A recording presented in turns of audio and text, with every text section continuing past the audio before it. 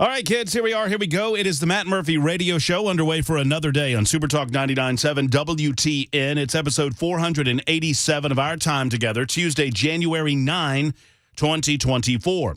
We've lots to get into. Let me get the pleasantries out of the way. We'll let you know what's going to happen for the next 3 hours, and then off we go. Thank you for being here. Hope you had a wonderful Monday evening. Hope you had a wonderful Tuesday morning.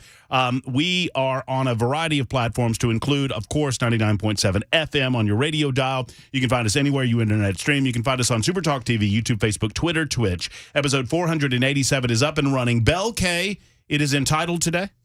It is entitled Matt Murphy Show. Is he hospitalized? Maybe. Maybe not. Mind your business. Libertarian lunch, noon to 3. Kale is trash. It's just the randomness gets me. The randomness is what gets me. It's why we keep the segment going. Bell is behind the glass. We call him Headless Bell because he chooses not to participate in the TV side. I do, despite the fact that I am ugly. And we've got a couple of guests to tell you about. One, Congressman Andy Ogles, maybe not in the 2 o'clock hour. I'm not sure. He had a flight to Washington, D.C. We wanted to ask him about Lloyd Austin and the lack of a Secretary of Defense. Does it bother anyone that we don't know where our Secretary of Defense is right now? We've got that going on. The General Assembly is convening as we speak at 12:05 this afternoon in Nashville, Tennessee, at the state capitol. We will talk to 2 representatives at 1:35. One has presented legislation that would force the release of the Covenant Manifesto. Gino Bulso of Williamson County will be with us at 1:35, and our good friend Representative Scott Sapicki will stop by in studio.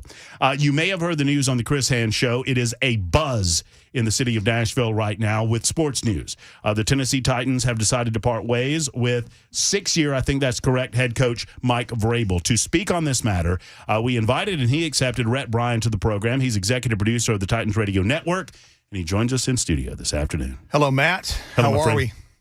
Good. How are things in Titan camp? Chaos right now.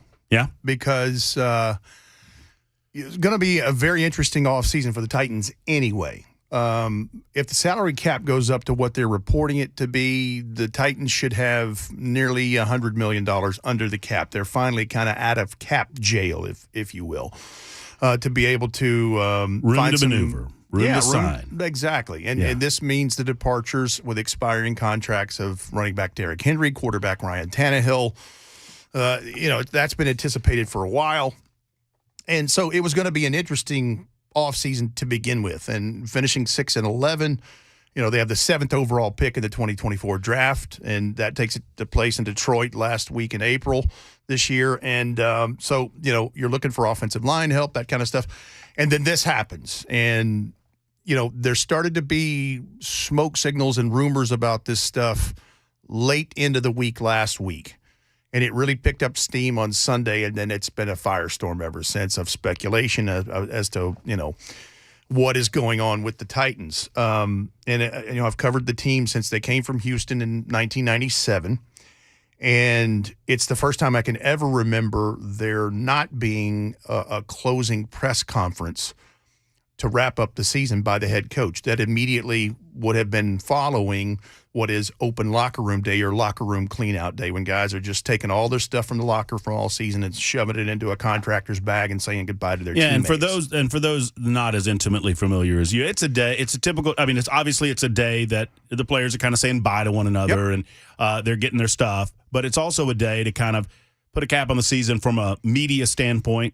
And so that locker room availability would have usually happened first, and then immediately following that would be a mass gathering of the local media to talk to the head coach. And it's the first time I could ever remember that not being the case yesterday. Was there a coach between Fisher and Vrabel? Forgive me for my lack of Tennessee Titan knowledge. There was 3. Okay, all right. Yeah, so after Jeff Fisher, there was Mike Munchak, who was the offensive line coach, and he coached for 3 seasons, and then they let him go, and they hired Ken Wisenhunt.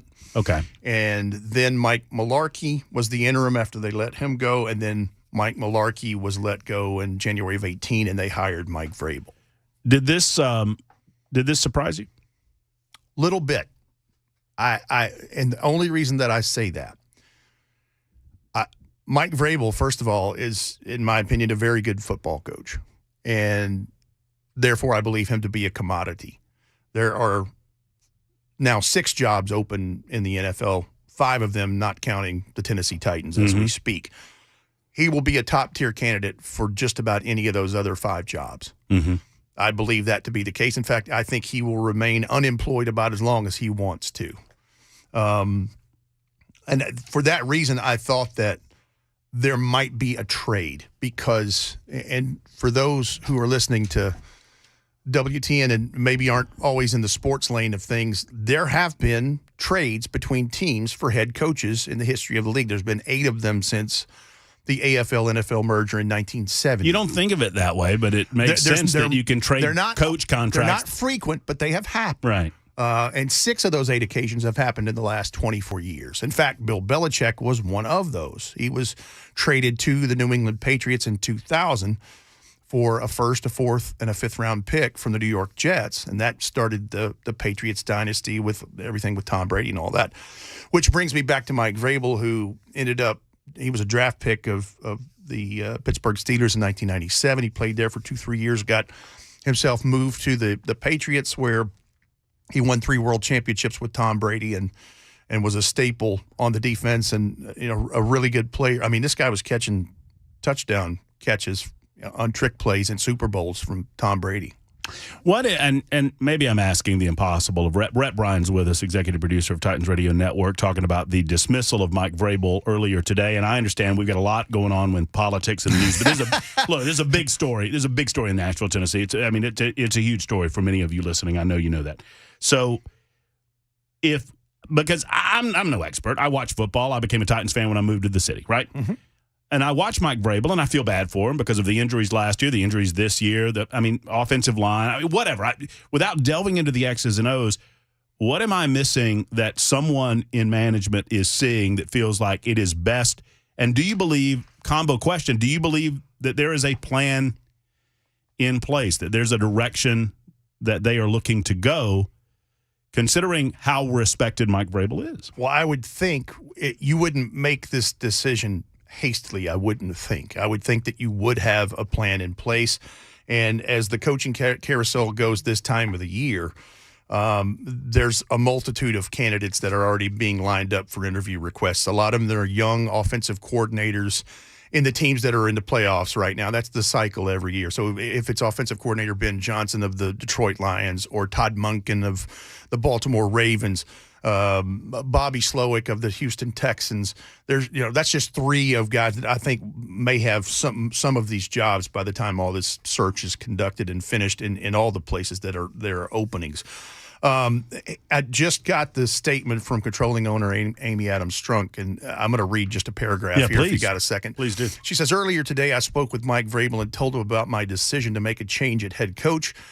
As I told Coach Vrabel, this decision was difficult as any I've ever made as controlling owner. I appreciate Mike's contributions to the Tennessee Titans, both on and off the field. Anyone who's ever met him knows how passionate and genuine he is. He has been a strong supporter of the Nashville community, and we wish Mike, Jen, and the Vrabel family nothing but the best in the future. But she goes on to say, as the NFL continues to innovate and evolve, I believe teams best positioned for sustained success will be those who empower an aligned and collaborative team across all football functions. Last year, we began a shift in our approach to football leadership and made several changes to our personnel to advance that plan. As I continued to assess the state of our team, I arrived at the conclusion that the team would also benefit from the fresh approach and perspective of a new coaching staff.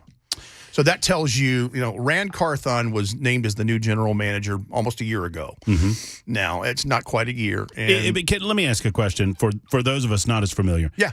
Last year when a general manager change happened, but a head coaching change did not, is that normal? It happens. Okay. Again, it's kind of like the trading for a coach thing. It's not frequent, but it happens. Okay. And you're right, because the Titans were 7-3 after November the 17th, 2022 in Green Bay when they beat the Packers on Thursday Night Football. And they thought, okay, we're rolling along pretty good here, and we got a chance to make a run. You mentioned the injuries that have happened in the last 2 seasons. That continued to be a problem at that point in time with the starting quarterback then in Ryan Tannehill with a high ankle injury that ended up being this elaborate tightrope surgery, they call it, that caused him to miss a good chunk of the rest of the season. Jeffrey Simmons, the best defensive player, same kind of thing with an ankle there. And so she made a change at general manager and relieving John Robinson of his duties just a few days after that, after they started this 7-game slide to end the 2022 season. And I think that was her seeing big picture of, okay, we've made some evaluations maybe in error with some draft picks or free agent acquisitions and talent acquisition overall in a recent window. And I think she thought there was a time to make a change there. And so they immediately started a search, and then this time last year almost, they hired Rand Carthon, who was the director of player personnel for the San Francisco 49ers and has had a long history in the league. So Vrabel never lost the locker room? I don't believe so. In fact, that was one of the things that I always like to go, first of all, going to the locker room clean-out day is solemn for a guy like me, because I'm in the trenches and I live and breathe and eat and drink that stuff, 7-8 months out of the year, almost 7 days a week. Yeah. Because I'm covering a National Football League team for our radio group. And you get to know some of these guys a little bit. And so, I say goodbye to some players that I probably won't see again. Like I said goodbye to Derrick Henry yesterday, and I thanked him for his time and his candor and his, generosity. And you don't think you'll see him again in a Titans uniform? I do not. What about Tannehill? No? I don't think Done? so. No, I don't think so. And that's got to be hard, particularly for Derrick Henry. Yeah. I mean, my goodness, what that guy brought to this city.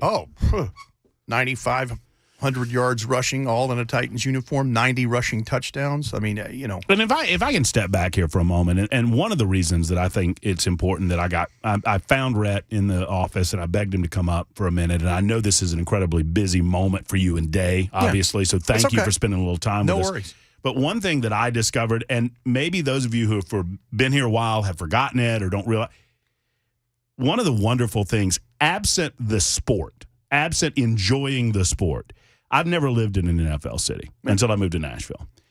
And I discovered what an incredible unity a team like the Tennessee Titans can bring a city. Beyond politics, beyond whatever else is going on, it can bring people together. It can bring people together in frustration. It can bring people together in joy and just absolute delight. And that has been a wonderful part about living here. And Derrick Henry has been such an incredible part of that for the 10 years of his career, however long it's been. Yeah, it's been 8. And here's you asked me about did Vrabel lose the locker room? A lot of guys told me yesterday. In fact, Will Levis. What's that mean? Losing the locker room? Yeah. So sometimes players that are leaving that have expiring contracts will tell you candidly, listen, I don't agree with what coach's philosophy or what he's done or what the culture is. In other words, so he still had the team's support, right? It's players. I had multiple it, players tell us yesterday in the availability that they love in fact, the quarterback of the future, Will Levis, says, I fully give him an endorsement. He doesn't need my endorsement, but I love Coach Vrabel. And Harold Landry, the stud pass rusher that he is, that sacks the quarterback, he is like, I can't imagine what it would be like without Mike Vrabel, because he's been here my whole career. And it's players buying into the coach, buying into the philosophy, buying into the attitude. Well, and you wanted a sidebar for a second with Derrick Henry. Let me tell you, he's one of the more important Titans in the history of the franchise since they moved here in 1997 and became the Titans in 99. Here's a guy that was drafted in the second round of the 2016 draft out of Alabama, much heralded player. He remains to this day the only player in the game of football to rush for 2,000 yards in high school, college, and the NFL.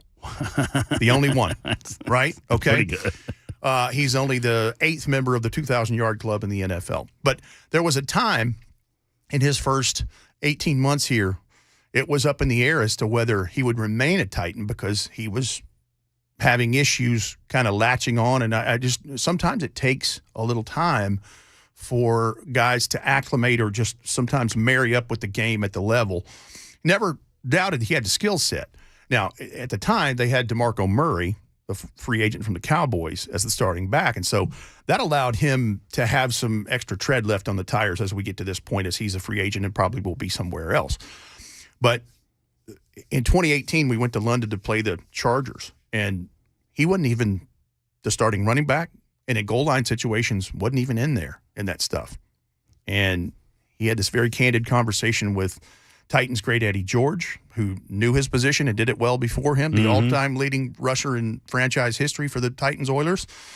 And I don't know what happened other than he rededicated himself to his craft. He started working with scout team. He started working in his sand pit beside the practice bubble there at Metro Center and really dug in. And a few weeks later, he had the 99-yard run and 4 touchdowns on Thursday Night Football against the Jaguars for 238 yards. And in that 5-year window since, he's up there with all the greats in terms of the production of yards per carry. Like, I'm talking about Jim Brown numbers. I'm talking about Walter Payton. I mean, you can stack his numbers up in a 5-year sample window, and they are with a lot of Hall of Famers. That's how much he means to this franchise. Rhett Bryan is executive producer of Titans Radio Network, talking to us about the dismissal today, the decision by Titans management and ownership to dismiss Mike Vrabel as the head coach.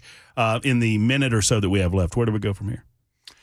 Going to be an interesting search. I'm sure that they will have General Manager Rand Carthon and the Titans brass on that side of football operations to help conduct a search. I'm sure they probably have a short list that they're crafting now. And I mentioned 2 or 3 possible candidates and some of these young offensive coordinators that are in, with teams that are in the playoffs. And there'll probably be a veteran or 2 in there. And there are some requirements too. There is the interview requirements and whatnot. The Rooney Rule, where you must interview minority candidates, at least 2 of those. So there's a process to this, but as they say in the biz, film at 11. Because that's what we're talking about. Do you expect the timing to be in the next week, in the next month? It depends on the candidate, because you can't playoffs. Right? There are some coordinators you can't talk to until the conference championship game, which is like January 21st, whatever, though, that week. So it could take a little longer there. It depends on the candidate. It depends on the search and how long. But yeah, their wheels are turning right now, lining up interviews to be the next head coach of the Tennessee Titans. Thank you for sitting down with us. I know you're incredibly busy. All good. Coach you Mack can see my phone. Coach Mack's calling you. I just saw Coach Mack calling you. Yeah, it happens. I mean, well, no, obviously your phone's blowing up. A lot of activity going on around Titans camp as we announced that Mike Vrabel has been dismissed as the head coach of the Tennessee Titans. Thank you, Rhett. Matt, have a great rest of your show, and thank you for having me on. Absolutely. Rhett Bryan of the Tennessee Titans Radio Network. Back in just a moment.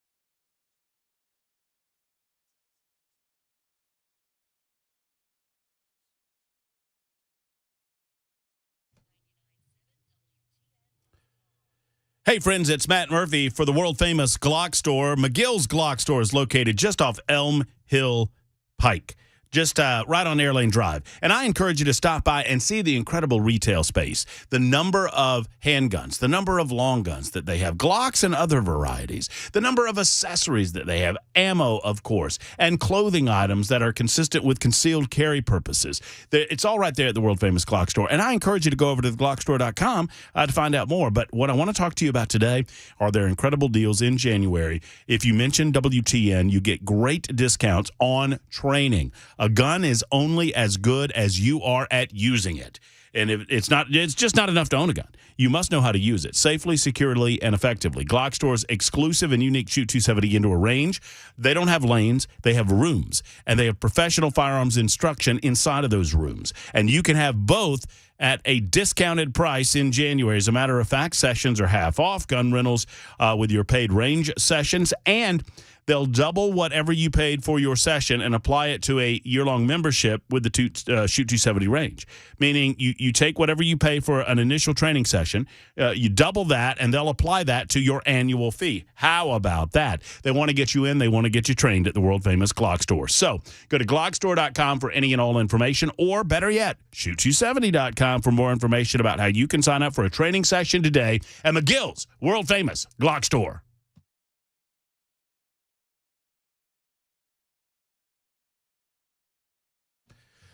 Super Talk 99.7 WTN, Matt Murphy and you.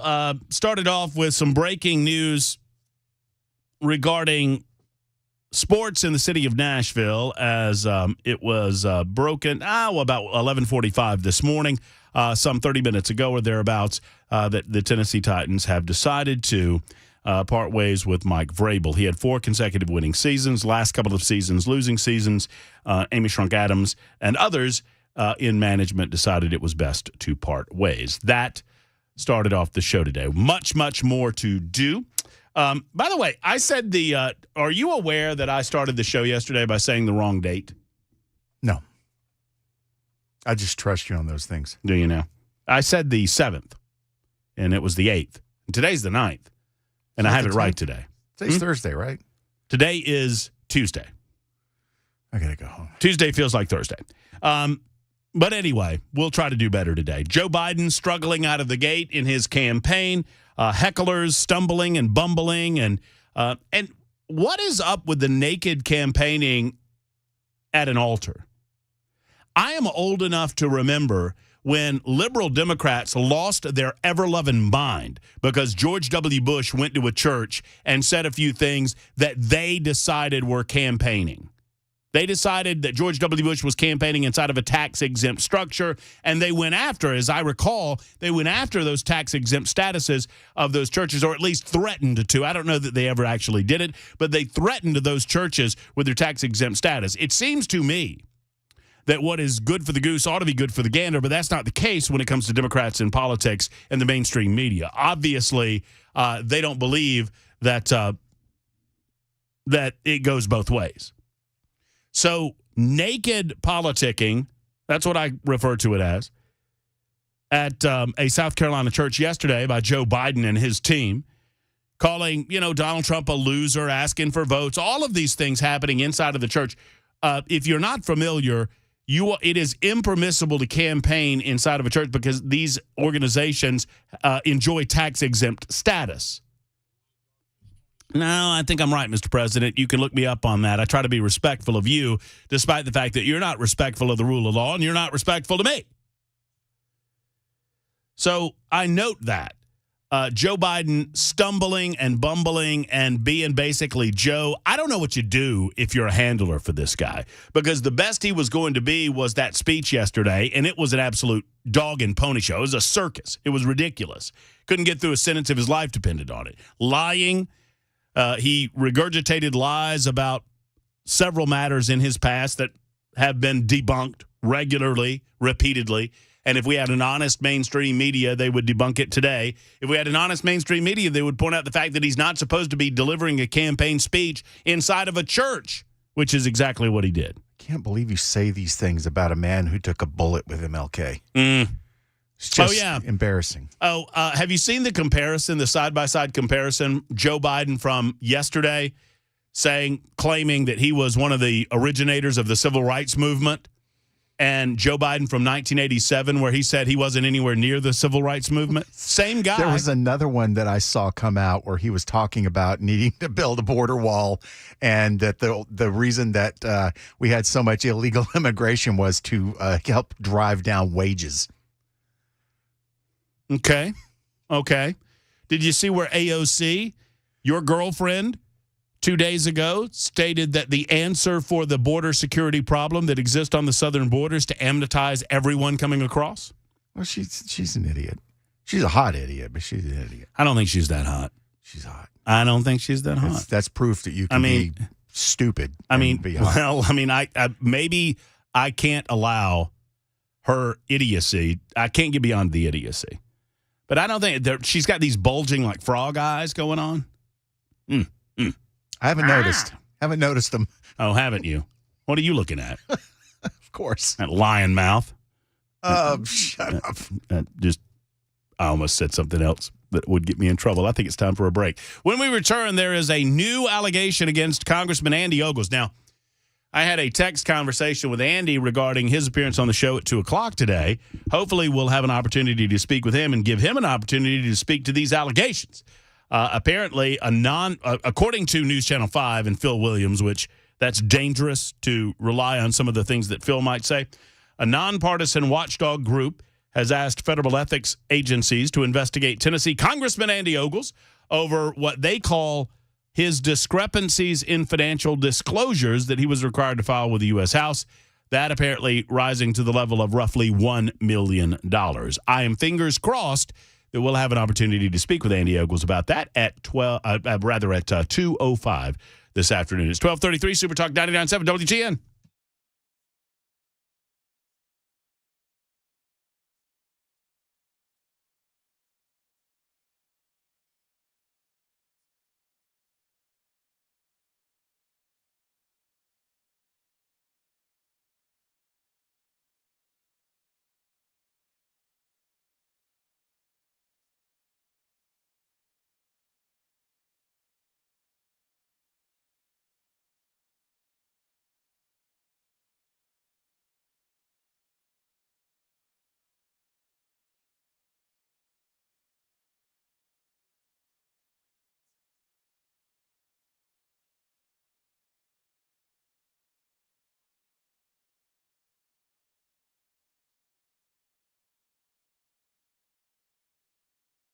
Hey, friends, it's Matt Murphy, and I want to tell you about a podcast that I recommend to you. It's Steve Abramowitz in the Mill Creek View podcast. Steve has been doing this for a good while now out of Franklin, Tennessee, and he covers Tennessee politics like the morning dew. He also talks about entertainment issues, cultural issues, so much more at the Mill Creek View podcast. I mean, obviously, it is something for everyone over at Mill Creek View. You can find out more at mcview.us. That's mcview.us. You go there, you'll find news of the day. I know that I make it a daily stop on my morning routine as I'm looking at news stories and segments to discuss with you. If you can't get enough of Mill Creek View on the website, you can find him on Deezer, iTunes, iHeart, Spotify, and all of your favorite podcast apps. So go and find Mill Creek View, Tennessee. Steve, CEO and editor-in-chief of the Mill Creek View newspaper as well. Go to mcview.us. That's mcview.us. And oh, by the way, you can find Matt Murphy and Steve Abramowitz together this Thursday, the 11th. I think that's right. Yeah, the 11th, as we have the first edition in 2024 of Murphy's Law on Mill Creek View. That's coming up. I'll tell you more about that as time allows a little bit later on. Mill Creek View at mcview.us.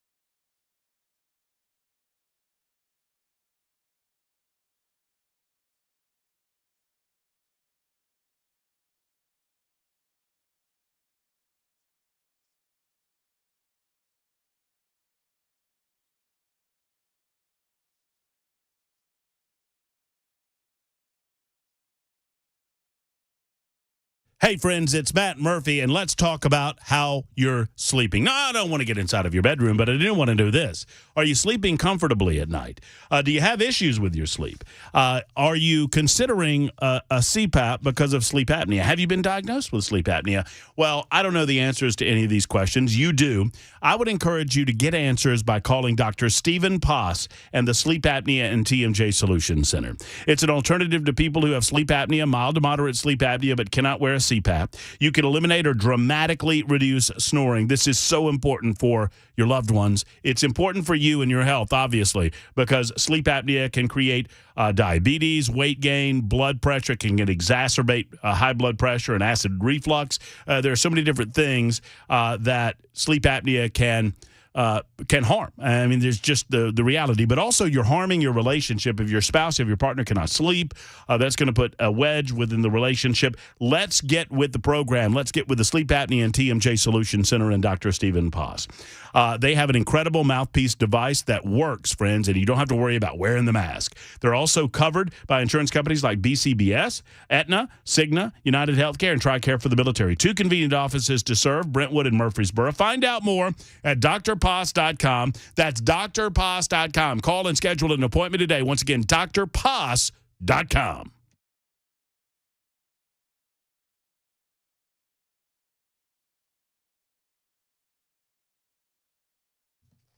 Pardon me as I produce on air.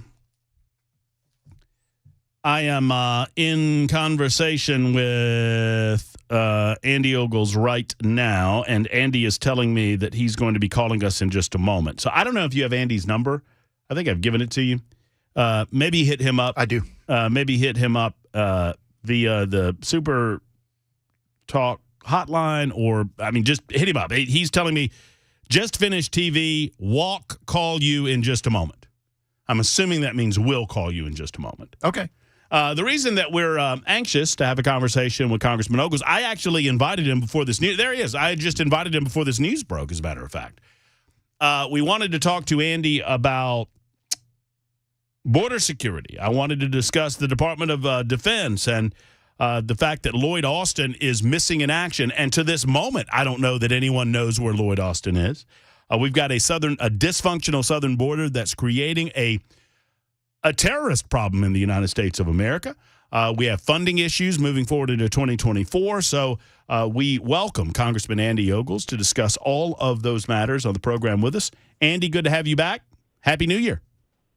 Well, Happy New Year, and thank you for having me on. You're my first radio hit back in Nashville in the new year, so thanks for having me. Well, I'm glad you're back. I hope you had some rest and relaxation. It's a new year, Andy, but the same old song and dance with liberal attack media going after you. And I wanted to give you a first opportunity to respond to this so we can make sure that we do this. It's important. I mean, obviously, you've seen the story from News Channel 5. You've seen that the Legal Campaign Center is now demanding that an ethics probe be opened against you, saying that there was discrepancies in your financial disclosures. What say you, sir? You know, we've worked, open book with the FEC and whatever. You know, we changed accountants early on in the campaign. We actually reached out to them after doing a self-audit. I mean, so, but that's what you do when you're outspoken, the way I have been, when you're literally one of the most conservative members of Congress, they try to just chink away. And so we've got serious business to do, and we keep moving forward and doing that. What do you expect? I mean, do you expect to need to hire legal representation to push back on these complaints? What do you expect your answer, your response to these complaints will be, Andy? I'll leave that into the hands of the accountant and all those folks that handle that. I don't have hands-on that, but no, I don't expect any need for that kind of representation. Does it surprise you at all that they're coming after you like this? No, again, unfortunately, I mean, you've seen, with the weaponization of the Justice Department against Trump, with the weaponization of the Justice Department against the J6 folks. I mean, there is an intentional attack against conservatives taking place in this country, and it should horrify you, should terrify you. And so the fact that I'm under attack almost constantly isn't a surprise, but I'm not going to back down. I'm going to keep doing what I do. I'm a member of the House Freedom Caucus. We're the tip of the spear at trying to cut spending on securing the border, on accountability with the DOJ and the Secretary of State and all the other woke secretaries out there. I was just recently elected to the House Freedom Caucus Board of Directors because I've been so outspoken. So that being said, it's not a surprise. It's unfortunate, but that is the state of our country. And I think it's canary in the coal mine of what may happen to our country if we don't start fighting back. And just final thought on this, and then I want to move on to, frankly, more important matters. But I just want to give you one more opportunity. You feel comfortable in how your campaign raised money, and you feel comfortable that all of these accusations against you will eventually be dismissed as nothing more than that, liberal accusations. You feel comfortable that you've done the right thing with regard to your finance disclosures? Oh, sure. And like I said, we have reached out to the FEC. We did our own self-audit. I mean, so again, it's one of those, we're going above and beyond. And quite frankly, the FEC has been great to work with. You have a question, they give you an answer. You ask for help, they give you help. And so, and I think that's key. And if we find a mistake or they find a mistake, then we'll fix it. I mean, that's what you do. And so again, they're looking for any way to attack me. They will continue to attack me. Part of that, I think, is it's weaponized to try to get you to sit down and shut up. But I refuse to do so. Oddly enough, we had some interns over the holiday break. They were kind of, my office is very busy. I offer a lot of amendments and pieces of legislation. And so they went back over the last decade. And the average member of Congress, freshman member of Congress, in their first 2 years will author somewhere between 20, 30, 35 bills in their first 2 years. In my first year, and we just completed the year, my first year, I've authored 87. But I've continued to point out areas of the government that need to be fixed, that need to be addressed, that need to be held accountable, and I'll continue to do so. The D.C. establishment, the liberals out there, they don't like that, but that's what you elected me to do, and I won't relent. End of story. Andy, what is the biggest storyline right now for you in Washington, D.C.? Is it the southern border? Is it the fact that we don't have funding in place, long-term funding in place for 2024, and we have a Republican House and a Democrat-led Senate that has to get together on that? What is it? Foreign entanglements? Is it the absence of our Secretary of Defense? Lloyd Austin has just been missing in action for the last week. What is number one on your priority list right now, or can you pick one? Yeah, I mean, this sounds like the script to a really bad movie, but unfortunately, it's playing out before our eyes. I think when you look at the impact to our republic and to the states, the biggest story and the thing that's got to be number one, number two, and number three on everybody's list is the border.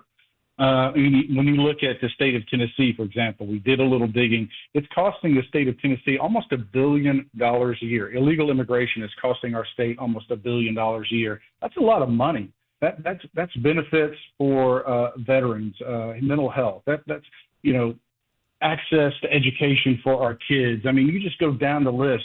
Better equipment, et cetera, for our first responders. There's areas of need all over the state of Tennessee, and instead, we as taxpayers in Tennessee are funding illegals, people who broke the law. They are criminals. By the moment they step foot on our soil illegally, they became criminals. They're in violation of the law. And so, but you and I are having to fund that. I have a problem with that. And when you look over the course of the Biden administration, you've had 8 million people. 8 million. That's larger than the state of Tennessee. You've had an entire state's worth of people. A rather large state, right? Like we're in the top 20. Has migrated into our country under Joe Biden. That's a problem. And so that's got to be the thing. On the area of funding, obviously that's a huge concern. I'm a Freedom Caucus member. We fight on that. But like you said, you've got Mitch McConnell, our Republican in the Senate, working with Schumer, working with the White House. Kind of, I hate to say it this way, but he's working against us in the House. So you're not going to get a whole lot done there. But the border should be on everybody's priority list. And when you have mayors of blue cities screaming shut down the border, that should tell you right there what's got to be first. I mean, obviously, you've got a consideration on the table in the House of Representatives to impeach Alejandro Mayorkas. It is not unprecedented in American history that you impeach a cabinet member if the president of the United States would not do something about a cabinet member seemingly ignoring his legal and constitutional responsibility. Do you believe that Alejandro Mayorkas should be impeached? I do, and I fully support, Congressman Green and his efforts in Homeland Security. He's the chairman of that committee, pushing forward with an impeachment. Chairman Green and I spoke at an event Saturday night with Senator Ted Cruz, and that was one of the topics of conversation, is that when you look at the dereliction of duty, when you look at the literal invasion that's taking place at our southern border, if there was ever a cabinet official that should be impeached, he's certainly high on that list. And so now, will we have the votes? Will it move forward? Time will tell, but I certainly support it. And again, 8 million, I mean, I don't care where you're at on the other side of this coin. Like when you start talking about, all right, what do you do with all those people? I believe, and I'm just going to say this, and I tend to be hardcore on this issue, if you come here illegally, you should never be eligible to become a citizen of this country. We get to pick who comes here. We get to pick who gets deported. We get to pick who stays. And so that being said, but regardless of where you're at or your audience is on that issue, everyone should be able to agree that 8 million people coming into this country illegally, the vast majority of which our government has no idea where they are now. Period. Has no idea where they are. Well, that's criminal. It's treason. Because the Biden administration, correct me if I'm wrong, Andy, they're intentionally dispersing them so that they are not congregating. I mean, I understand that Greg Abbott and other governors have done some of this to try to make a point to sanctuary cities that Texas and other areas are overrun. But the Biden administration is intentionally dispersing them around the country so we don't have those optics, right? Of the numbers, right? Well, I mean, in Eagle Pass and Del Rio, the sheer numbers, the thousands and thousands and thousands of individuals, it was creating this almost sense of dread and panic amongst the American population. So now they're intentionally trying to covertly disperse them through the U.S. So we don't really know how many numbers that there are. Well, and we have some idea. Of course, one could question, how accurate, how many getaways are there, that kind of thing. But, they're being processed. But then again, they're just set free. And so, like you said, they're being dispersed all over the country. Once they're dispersed, they're kind of free at will. You'll never get them back. And so time will tell what happens. But I think Mayorkas certainly should be impeached. And quite frankly, I think that impeachment inquiry and process will happen much, much faster than what you might see with Joe Biden. Do you believe, I think that I have spoken to you about this before, do you believe that it is necessary to dismantle or disband the FBI, to deconstruct the FBI and reconstruct it?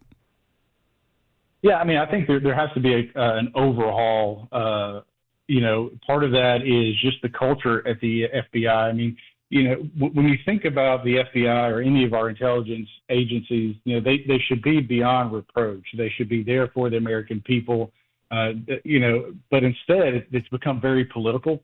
You have, agents that have been forced out because they're conservative. It's really become an agent of the administration, and that's a problem. And, our founding fathers warned us that during times of crisis, your liberty was most in jeopardy. And we saw that play out during COVID. We now see this played out with the J6 vote. We see this playing out going into the 24 election. And I think a lot of people are concerned, will you have an honest, open, and fair election in 24? Again, time will tell. I think a lot of states have taken steps and measures to improve the election process, but I think transparency is going to be key. But as you go back to your original question, yes, there's got to be an overhaul of the FBI. What that looks like, I don't know, but something's got to be done to, quite frankly, protect the American people. And finally, to circle back where we began, Andy, Congressman Andy Ogles, by the way, of the 5th Congressional District, is with us this afternoon on the Matt Murphy Show on Super Talk. To circle back, the Campaign Legal Center has filed a complaint against you in the Office of Congressional Ethics. What will be your official response, or have you figured that out as of yet? Like I said, I haven't even read it. We'll have a response when I have more information. I'll let you know. But again, this is what they do. When you're outspoken the way I am, you're going to get attacked. And so to have some entity come after me or to come after Mark Green, like they were excoriating him a week ago, this is unfortunately politics as usual. Andy, thank you for your time. Thank you for your service, and we'll talk to you again very soon. Take care. Absolutely. Thank you. There's Congressman Andy Ogles. And question asked, question answered. He's not had time to read the complaint, says that he will have an official response when he does.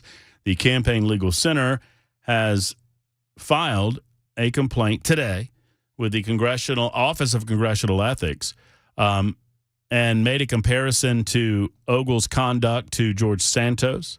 One could say, depending on where you are on this matter, one could say that they smelled blood in the water. Now they're going after Ogles. I don't know the details as of yet. I will read the complaint along with you, hopefully, and we'll see where the chips fall, asked and answered in terms of questioning Andy Ogles today. It's 12:53 on Super Talk 99.7 WTN.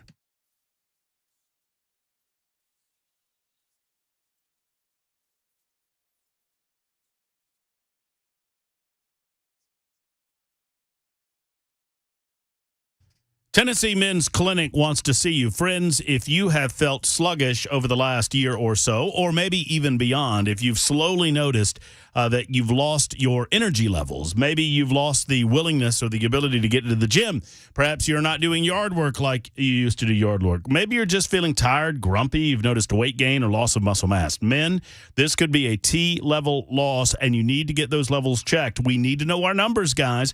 We need to know our blood pressure. We need to know our cholesterol numbers. We need to know our T levels. There are certain things that we need to know that are quite easy to discover. As a matter of fact, you go into the Tennessee Men's Clinic, you can find this information out as quickly as within an hour. As you wait, they will get those levels to you, and they will design a plan of success to get you back to the energy levels that you once had. Don't just chalk it up to middle-aged men. It could be low T. Let's get with the program. Let's call Tennessee Men's Clinic. TennesseeMen'sClinic.com for more information about everything they do at the clinic. TennesseeMen'sClinic.com, or give them a call and schedule an appointment today. 2 locations, one in Cool Springs, the other in Midtown Nashville. 615-208-9090, 208-9090.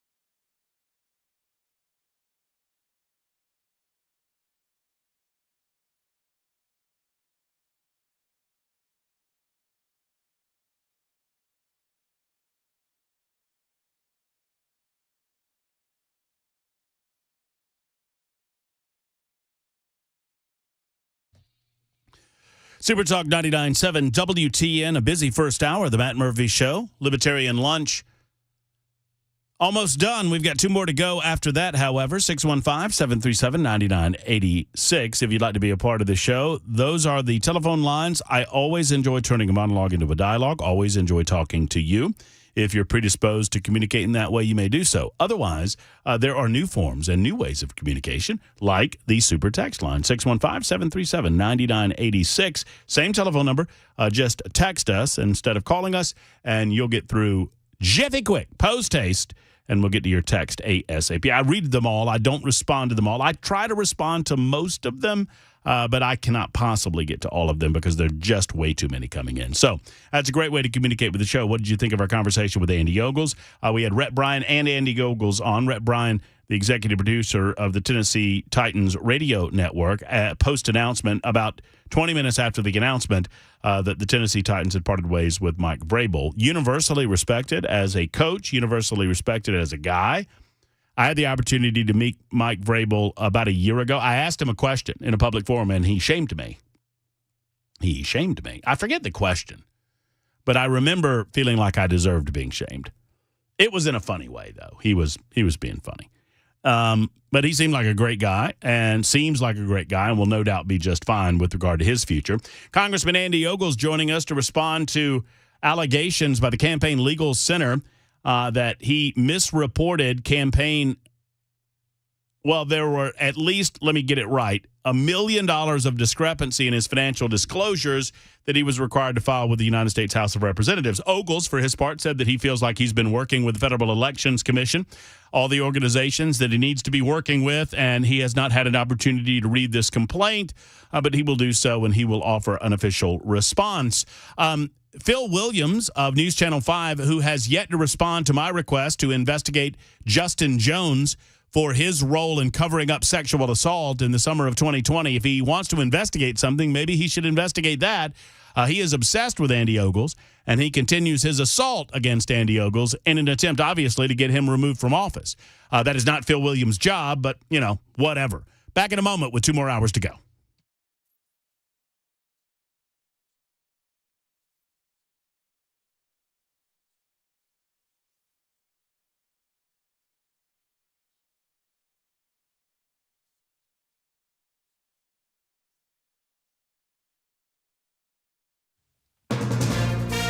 From ABC News, I'm Michelle Franzen. The investigation of the Boeing 737 MAX 9s now focusing on the bolts used to secure unused doors on the aircraft. The Alaska Airlines Boeing 737 MAX 9 door plug found in a Portland school teacher's backyard is being sent to a lab to analyze how it came loose. Lead NTSB investigator Jennifer Homendy says they want to know if the bolts keeping the door in place broke or weren't even there when it blew out, and they're looking into reports by other airlines that they have found loose bolts on their MAX 9s. We have heard reports from United, Alaska, and Boeing about loose bolts. Alex Stone, ABC News. In Washington, D.C., former President Trump appearing at an appeals court hearing today for the January 6th election interference case. Attorneys for Trump arguing he should be immune from facing charges due to his actions while in office. ABC News legal contributor Kim Whaley says the 3-judge panel raised questions about immunity, which is outlined in the Constitution for Congress, but not presidents. So the whole idea of immunity is implied. It's not expressed. And the idea the Supreme Court has said is, listen, you have to have presidents have some flexibility. But the notion that there's no red lines that presidents can cross, that they are elected to serve the people, they take an oath to defend the Constitution. It is not a monarchy. State Secretary Antony Blinken in Tel Aviv after meeting with Israeli leaders, telling reporters that the genocide case against Israel's military operations in Gaza is meritless. We know that facing an enemy that embeds itself among civilians, who hides in and fires from schools, from hospitals, makes this incredibly challenging. But the daily toll on civilians in Gaza, particularly on children, is far too high. Blinken says the priorities are getting more aid into Gaza, freeing the hostages, and avoiding a wider conflict in the region. You're listening to ABC News.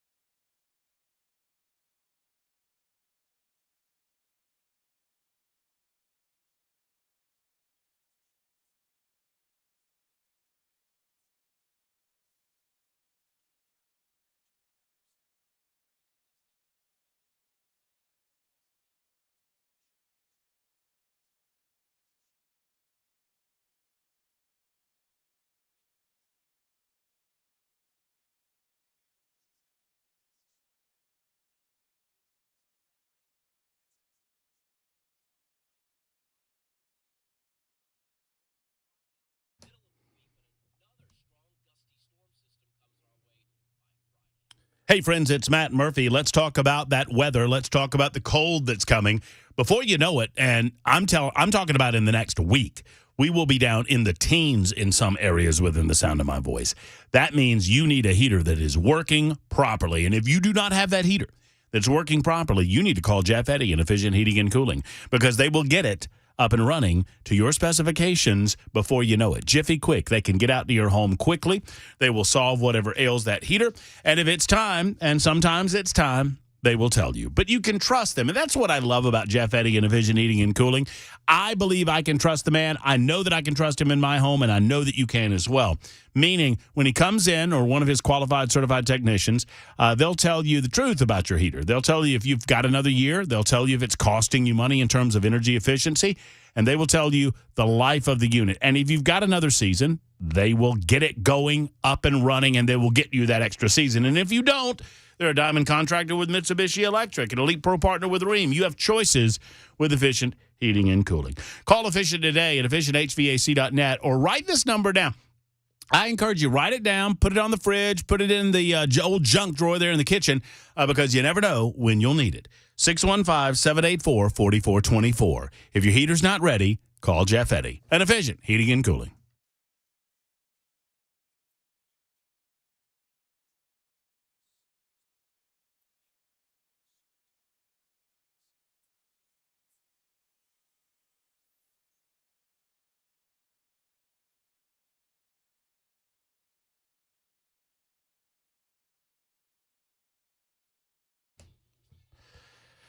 It is the Matt Murphy Radio Show on Super Talk 99.7 WTN. Matt and you until 3 o'clock this afternoon. Brian Wilson at that time with The Drive until 7. It's live, it's local, it's information-fueled, and opinion-driven.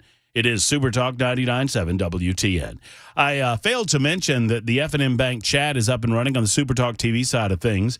On this, episode 487, we would love to speak with you in that fashion, speak truth to power, going over to the Super Talk YouTube, Facebook, Twitter, and Twitch feeds, and just join us there, and you type in whatever comment of your choosing. Be warned, and I try to warn people this as much as possible, it is an unmonitored comment section, so meaning that Bell K has way too much to do to monitor all of that.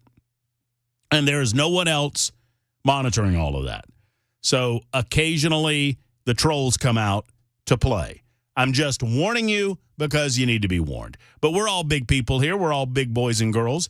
We can handle it. And you know the trolls when you see them. Avoid the trolls. Don't feed the trolls, and the trolls will eventually go away. I'm not reflecting. By the way, if people get too out of hand, and I'm noticing it, I do block them. Good for you. It's but again, like you said, it's not my focus. Yeah, and I'm not responding to anything that might be happening today. I don't know if anything's happening today because I've not pulled up the television side of things on my monitor, but I'm just warning you that that is the case. In the meantime, we had Andy Ogles on in the first hour of the show, and Andy is being assaulted by what was called a nonpartisan watchdog group called the Campaign Legal Center. According to a report from this morning, the Campaign Legal Center has filed an ethics complaint against Andy Ogles, asking that the Federal Ethics Agency investigate Tennessee Congressman Andy Ogles over roughly $1 million in what are called discrepancies in financial disclosures that he was required to file with the United States House of Representatives. Here's the story. The Campaign Legal Center cites News Channel 5 and Phil Williams. Of course, they can't wait to bend over backwards congratulating themselves in a complaint that was filed Tuesday with the Office of Congressional Ethics. The CLC complaint says the expulsion of Representative George Santos for filing false financial disclosure statements and other ethical violations demonstrates why investigations of significant discrepancies in a campaign financial reporting are warranted. Unexplained inconsistencies in Representative Ogles' reported finances and allegations of him misrepresenting his background raise fundamental questions for voters about the transparency of their elected representative. In other words, this organization, this agency doesn't believe that you have the ability to decide for yourself whether some of these allegations have merit or warrant voting for someone else. I've done a little bit of sleuthing, and admittedly, it's very limited in scope. It only took me a few moments to find some resources that will give us an indication as to what the Campaign Legal Center is, what type of organization this is. They call themselves a nonprofit 501c3. I guess they are, government watchdog group. It was originally created by an individual by the name of Trevor Potter, who was the chair of the FEC, the Federal Election Commission. And he's now the founding president of the CLC, founded, as I mentioned, back in 2002. Looking at some of the history of this organization, they were critical of former vice presidential candidate John Edwards. The group filed an amicus brief in the Supreme Court case Citizens United versus Federal Election Commission, unsuccessfully urging the court not to strike down a provision of McCain-Feingold, which prevented unlimited political contributions. So that's anti-free speech there. The following year, it again filed a brief with the court over a rule in the 2002 Bipartisan Campaign Reform Act that raised contribution limits when candidates faced a self-funding opponent. The group favored the rule. It was struck down by the court, so they lost that fight. That's also anti-free speech. So this seems to be an anti-free speech organization. I don't know. In 2010, the CLC joined another watchdog group, Democracy 21, asking the Internal Revenue Service to investigate a tax-exempt social welfare group run by Karl Rove. Are we noticing a trend? I don't know. I've noticed a trend.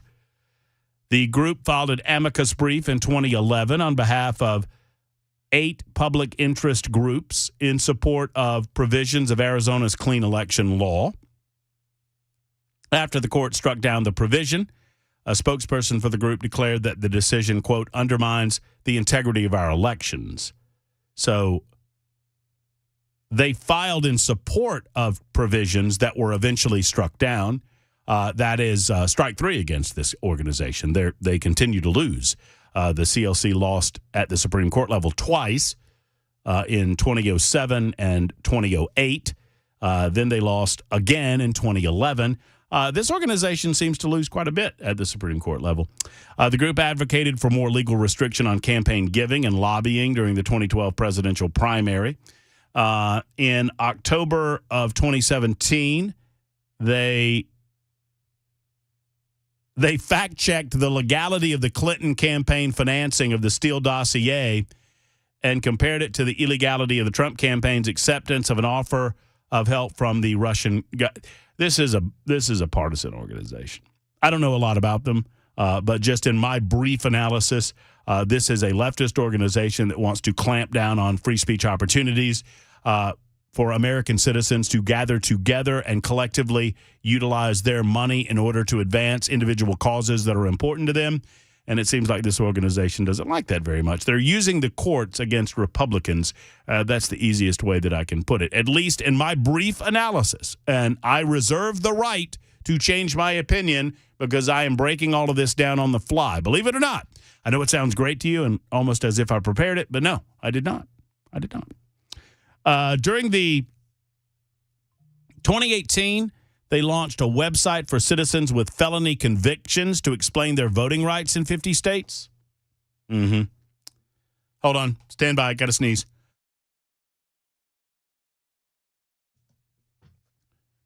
That same year, the CLC filed several complaints with the FEC alleging illegal coordination between Trump and the National Rifle Association. Once again, pattern. All of their complaints are going one way. I don't see one single complaint against Bob Menendez here. The CLC and their head, their CEO Potter, also appeared on Face the Nation and 60 Minutes in 2018 to discuss President Trump's campaign finance violations related to hush money paid to Stormy Daniels. During the 2020 election cycle, CLC worked on voting issues in states across the U.S. amid the COVID-19 pandemic. It sued the states of Pennsylvania, New York, New Jersey, Rhode Island, and South Dakota over signature match rules that prevented voters from having their votes count at disproportionately high rates. And in late July of 2020, they filed an 81-page complaint with the FEC against Trump's reelection campaign, alleging that if it used pass-through entities to conceal $170 million of campaign spending. Once again, so this is a partisan organization that I was unfamiliar with that is now going after Andy Ogles after successfully feeling like they got a pelt in the form of George Santos. This is not a nonpartisan organization. Phil Williams can call them a nonpartisan organization all they want, but it took me 5 minutes to relate to you how all of this campaign violation and campaign contribution nonsense seems to go one way, flow one way, against Republicans and not the other way. So that's my analysis on that, as brief as it is. I don't know if Andy has issues in terms of reporting. I would encourage Andy, considering that he clearly has a target on his back. What the Democrats are trying to do, they have not won the House of Representatives with elections, and they are desperate to win the House of Representatives through the courts. They saw an opportunity in George Santos. They see an opportunity in dispatching of Andy Ogles in the 5th Congressional District in the state of Tennessee. They feel like if they can ding him up enough, then they might have an opportunity in the 5th Congressional District. That's my brief analysis.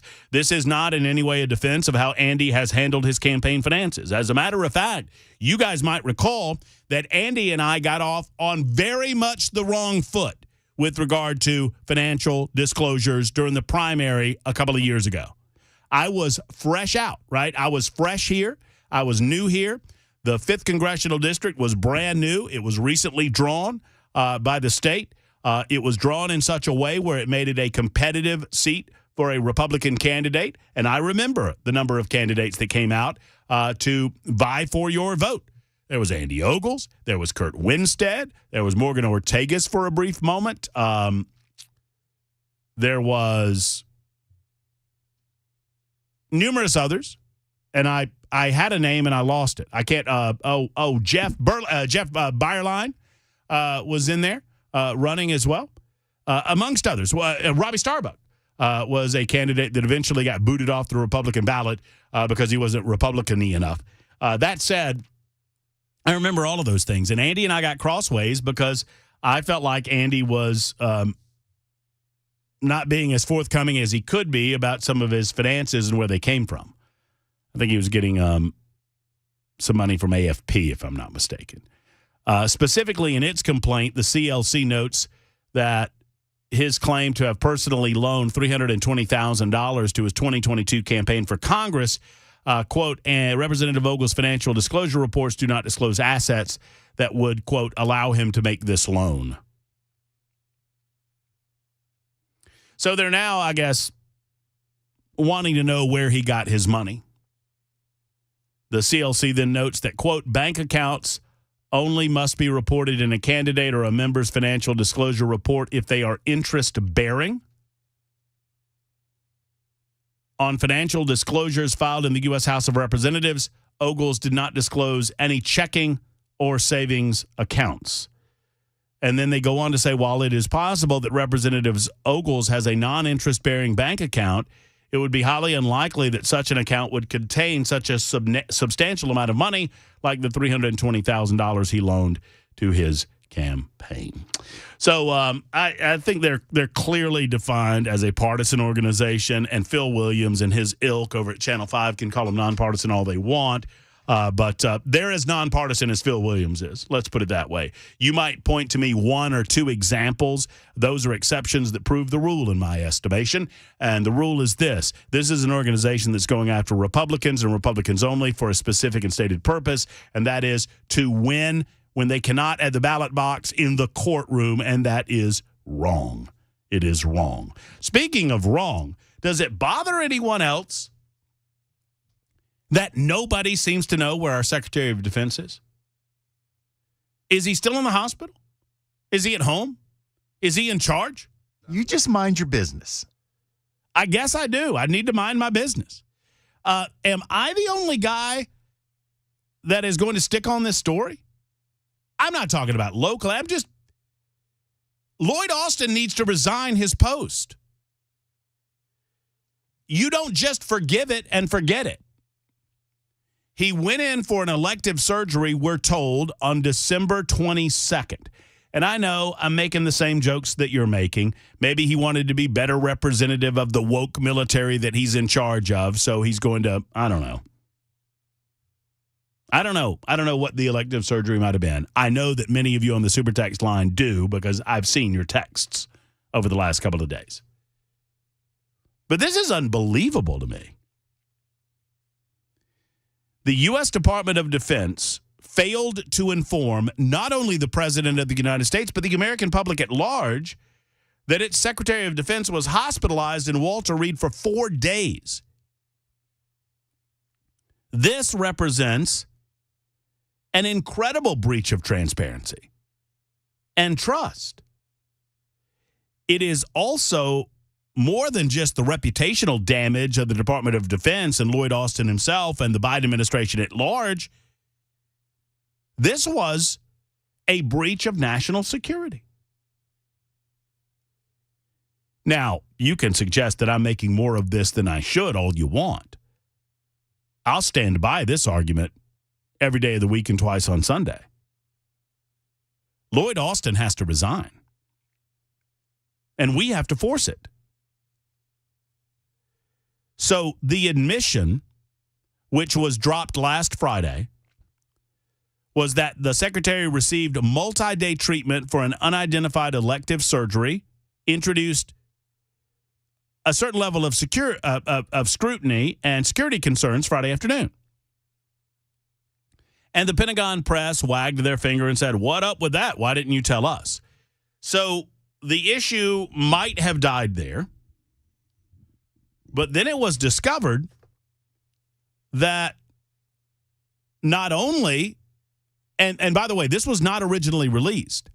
Not only did Lloyd Austin have elective surgery on December 22nd and was out of commission for a period of time, on January 1st, he had some sort of medical emergency that was so serious that he had to be admitted to the ICU in Walter Reed Medical Center, where he may remain. We don't know. He was in so much danger that his Deputy Secretary of Defense, Kathleen Hicks, was given his authority as acting Secretary of Defense. But here's the problem. She was in Puerto Rico, vacationing. So the individual charged with the duty to defend our homeland and defend all American interest, foreign and domestic, was in Puerto Rico on vacation while Lloyd Austin was in the hospital at Walter Reed.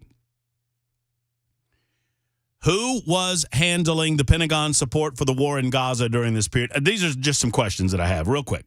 Who was handling the Pentagon support for the war in Gaza, the war that Israel is currently engaging in against Hamas during this time? Who was coordinating with the defense minister of Israel on behalf of the United States military?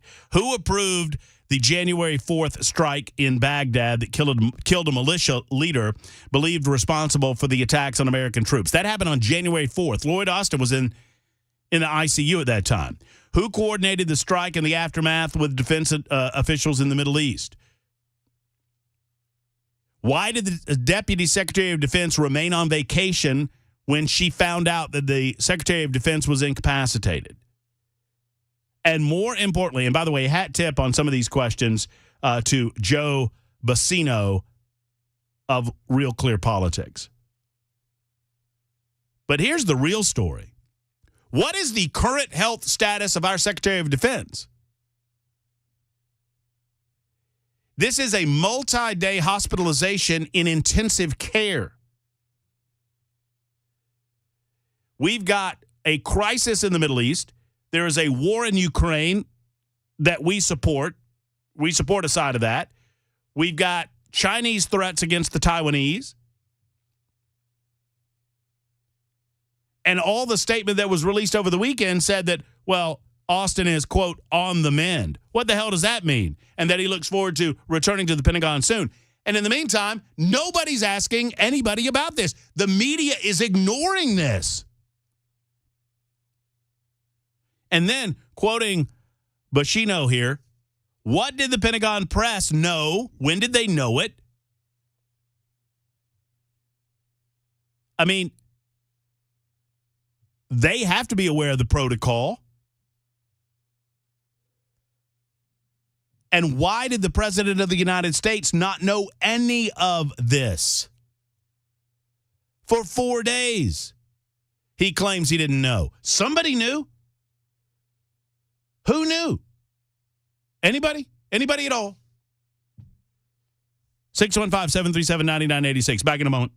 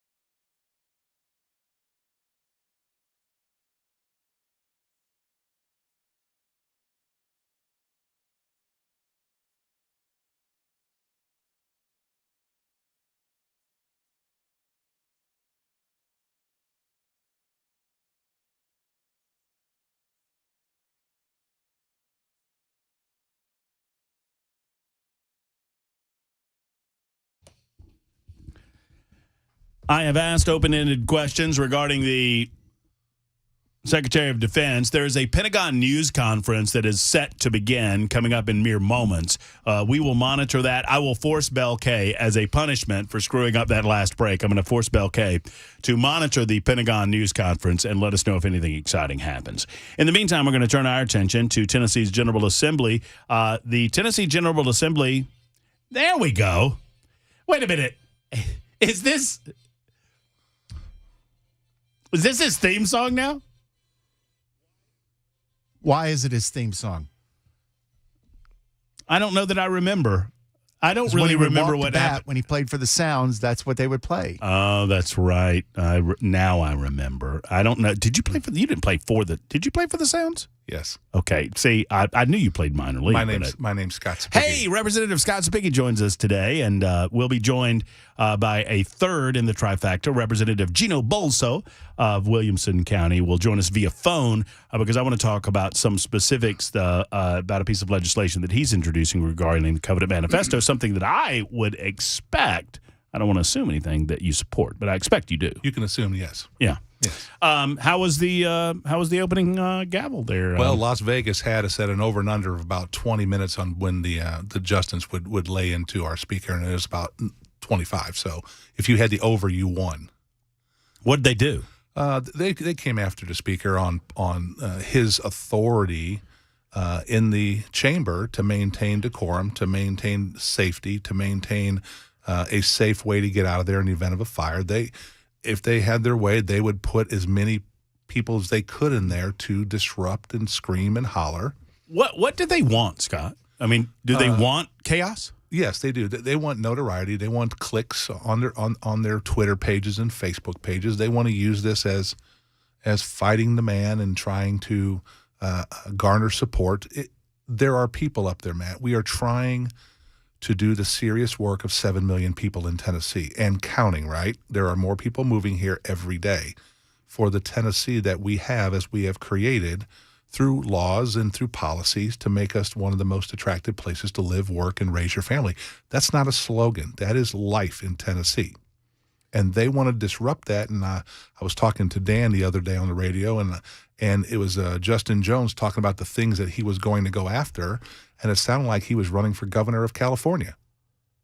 Well, I mean, I think he's running for something. He's running towards something. I don't know exactly what that is. I know two other members of the Bullhorn Trio are running for. So I think Pearson has made it clear that he wants Cohen's seat at some point over in Memphis and Shelby County. And I think, obviously Gloria Johnson's running against Marsha Blackburn for the United States Senate. So they're just trying to make enough noise to rise above the waterline, regardless of whether that impacts safety within the body, whether that impacts the people of the state of Tennessee negatively. I don't think they care. Well, the thing that's really interesting is we get them complaining about why aren't the troopers who are there to protect and make sure and maintain order, why aren't they out doing their job patrolling? And I'm like, because you're here screaming and yelling and threatening people that they have to make sure that we can get in and out of chamber. Because they will not respond, I ask these questions to you almost rhetorically. What would they have a session of the House of Representatives look like? It would probably chaos. It would be like the first day when Biden took office. They would just rewrite all of the laws that we've passed to make Tennessee one of the best places to live. Well, no, my question is functionally, if they don't want to abide by the rules passed by the House of Representatives, where speakers have, I think it's 5 minutes to speak. Speakers have, if you're debating a bill, for example. Actually, I tell you what, I look at the clock. I want to do this when we come back because I think this is important for folks to understand. What they're wanting to happen in the House of Representatives is for there to be no rules. Right. They want to be able to talk about anything they want for as long as they want, which means everyone gets to talk about anything they want for as long as they want. So we all feel good. So we all feel great about it, and it's absolute anarchy. And you get nothing done. And you get nothing accomplished. Scott Spiggy is with us. We're going to talk to Gino Bolso about his proposal or his demand that the manifesto be released. He'll be on the phone with us, Scott, in studio. Matt Murphy Show, talking about the General Assembly and the opening day coming up in a moment on Super Talk.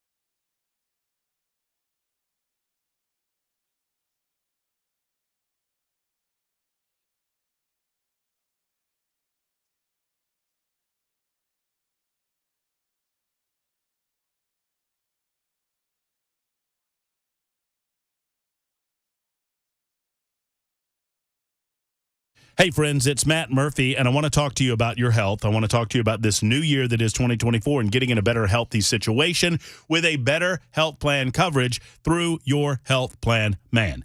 Your Health Plan Man's Freedom of Choice plan puts most of the coverage up front with no deductible. You pick your doctors, and it's 30 to 60% lower in cost than even Obamacare. Now, if you're enrolled in one of these plans and you're frustrated with it, if you don't like your health care, if you're frustrated with the amount that your employer is paying, or if you're frustrated with coverage or deductibles or whatever, did you know that this plan that I'm talking to you about, the Freedom of Choice plan, is available all year round to those that qualify? These plans have nothing to do with your income. There's no surprises at tax time. Why pay for government mandates like maternity coverage when you don't need government mandates like maternity coverage? If you're paying for your own health insurance, if you're on COBRA, if you're uninsured, call Pat Davis and his team at 855-4-PLAN-MAN. That's 855-4-PLAN-MAN. Once again, I'm going to say it numerically.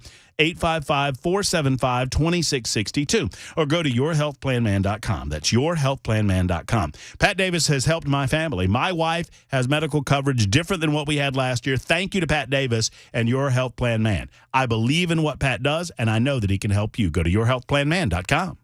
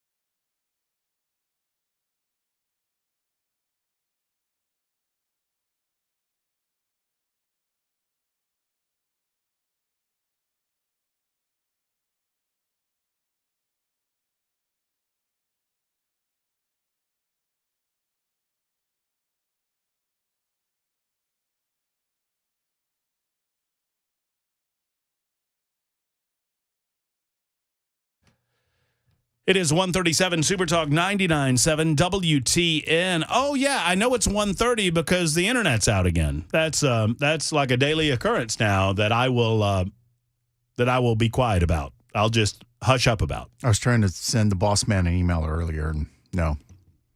I mean, it's happening. Does anybody else know that it's happening like every day at this time? Just a thought. Super Talk 99.7 WTN. Anyway, we got Scott Sapicki in studio with us. I was going to ask Scott a question, but before I do, I want to bring in another member of a trifecta of conversation. He is Representative Gino Bolso of Williamson County. Gino, I was going to look up your specific district number, but I have no internet, so I can't do that. So I'm going to get you to tell us. Hey, Gino, how are you? Doing fine, Matt. Good afternoon. It's District 61. There we go. District number 61. You would win $1,000 if you bet me $1,000 that I didn't know Scott Sapicki's district number, because I don't. It's in Murray County or somewhere around in there. You just say it, Sapicki. 64. 64. 61 for Bolso, 64 for Sapicki. Gino, thanks for being on with us. Scott's relating to me that we've already kind of devolved into a certain level of chaos in the opening day of the session in the House of Representatives. What's your take on some of the shenanigans going on and how to fix it? Well, I think the way to fix it is just to continue to review our rules to make sure that we have the ability to debate the people's business with appropriate decorum and not allow troublemakers to go ahead and try to upstage what we're doing, which is very serious business. We're actually, making laws to try to improve the lives of all Tennesseans. Not everyone apparently has that same objective, because we have those in the chamber that try to use this to create some type of a circus. And I think as the session plays out, it may be that we'll have to revise rules even further to make sure that we can conduct the people's business in good order. I think it's well spoken. Scott, any thoughts to add? I would never think to question Gino Bolso, one of the best legal minds that I've ever been able to meet. Well, I mean, it's pretty obvious what the motives of the individuals that are causing the disruptions are, and I don't know that they have the people in mind in their hearts. I wouldn't question necessarily what are in their hearts. I can only judge them by their actions. And by their actions, they're more interested in elevating their status amongst the Democrats than they are doing the people's business for the state of Tennessee. Would you agree with that, Gina? I'm afraid that is absolutely what's going on, Matt. That's true. Talk to me for a little bit about House Bill 1653. Once we get to the people's business, I made the case yesterday with the Speaker of the House, Cameron Sexton. I made a similar case with Senate Majority Leader Jack Johnson last week. Scott Spickey and I have talked about this quite often over the last year. I do not believe that we can formulate an action plan that would potentially prevent future crises and tragedies like Covenant School without fully understanding Covenant School. And we don't have an understanding of that, and that has led you to House Bill 1653. Talk to us about it. Sure. I mean, the goal here, of course, is to do whatever we can to improve public safety. Under current law, any member of the General Assembly can review the TBI's investigative file on any type of a prior incident or a prior crime, but there's a limitation there that you cannot share the information that you review with anyone else. And what this bill that I filed yesterday, as you correctly pointed out, House Bill 1653 would do, is it would remove that limitation. That is, any member of the General Assembly would be able to have access to any state or local law enforcement records regarding the Covenant shooting, but you would not be limited just to keeping that information to yourself. You would do with it what you're obligated to do, which is to act in the public's best interests and to improve public safety wherever possible. And obviously the Covenant shooting had a profound impact on our community, not just here in Middle Tennessee, but across the state. And it's important that people understand not only what happened, but why it happened, so that we can prevent such another tragedy from occurring. What has been the reception? I would expect that my good friend, Representative Scott Sapicki, who's looking me in the eyeball right now, is a supporter of this legislation. I would expect that you've gotten quite a bit of support for the legislation across the Republican Party in the General Assembly. Tell me if you expect this will have any hurdles involved. None that are insurmountable. I have already had several members offer to co-sponsor the bill here in the House, and we'll be obviously seeking a Senate sponsor later this week to have it filed in the Senate. But my impression, Matt, is that we have so many members here in our caucus who are so focused on doing what we can to improve public safety that everyone understands that these records regarding the Covenant shooter, not just the manifesto, but the toxicology reports and other records that are in the hands of local and state law enforcement, are so critical to understanding what happened that everyone's going to be in favor of getting them out there so that we can use the information to prevent the next tragedy from occurring. That is, and Representative Bulso hit it right on the head right there. The key to passing good policy is having a great understanding of what you're trying to address. And we've talked about this, Matt, for a long time, is enable for us to craft the policy we need to protect and move forward. We have to understand fully exactly what was going on there with this shooter, not only through the mental, but the toxicology report, et cetera, so that we can craft meaningful legislation. The thing that would be really shocking is if this wasn't bipartisan. We should, Republican, Democrat, it should matter on this one. Information always is good for your legislators so that we can make informed decisions. I would argue, Representative Bulso, Representative Sapicki, that if Democrats were being genuine and honest in their desire to help prevent these types of tragedies, they would want maximum information as well. Mm-hmm. Correct. Hopefully they'll support it. We shall see. Sadly, there are certain school districts and school systems that have decided not to take the General Assembly up on monies offered to help support the idea of SROs in elementary schools. I'm obviously talking about the Metro Nashville school system. Do you think, Scott, that there will be another bite at the apple to try to urge them, encourage them to take up the money that is offered? And this is not one-time money, right? This is regular money being offered to help assist local systems in their desire to get SROs within their systems. Do you believe that there will be another attempt to try to encourage Metro Nashville to do that? Yes, the bill that I ran in special session that did pass, Representative Warner will be carrying that bill now. Hopefully we can run that back through the House, that if they don't maintain that memorandum of understanding, then the sheriff would have the ability to put police officers in those schools to provide protection for those kids. We've also talked with the governor's office. One of the objections coming back is if I hire an SRO, there are one-time ancillary costs like a car, like a uniform, like radios that the districts have to purchase too for those officers.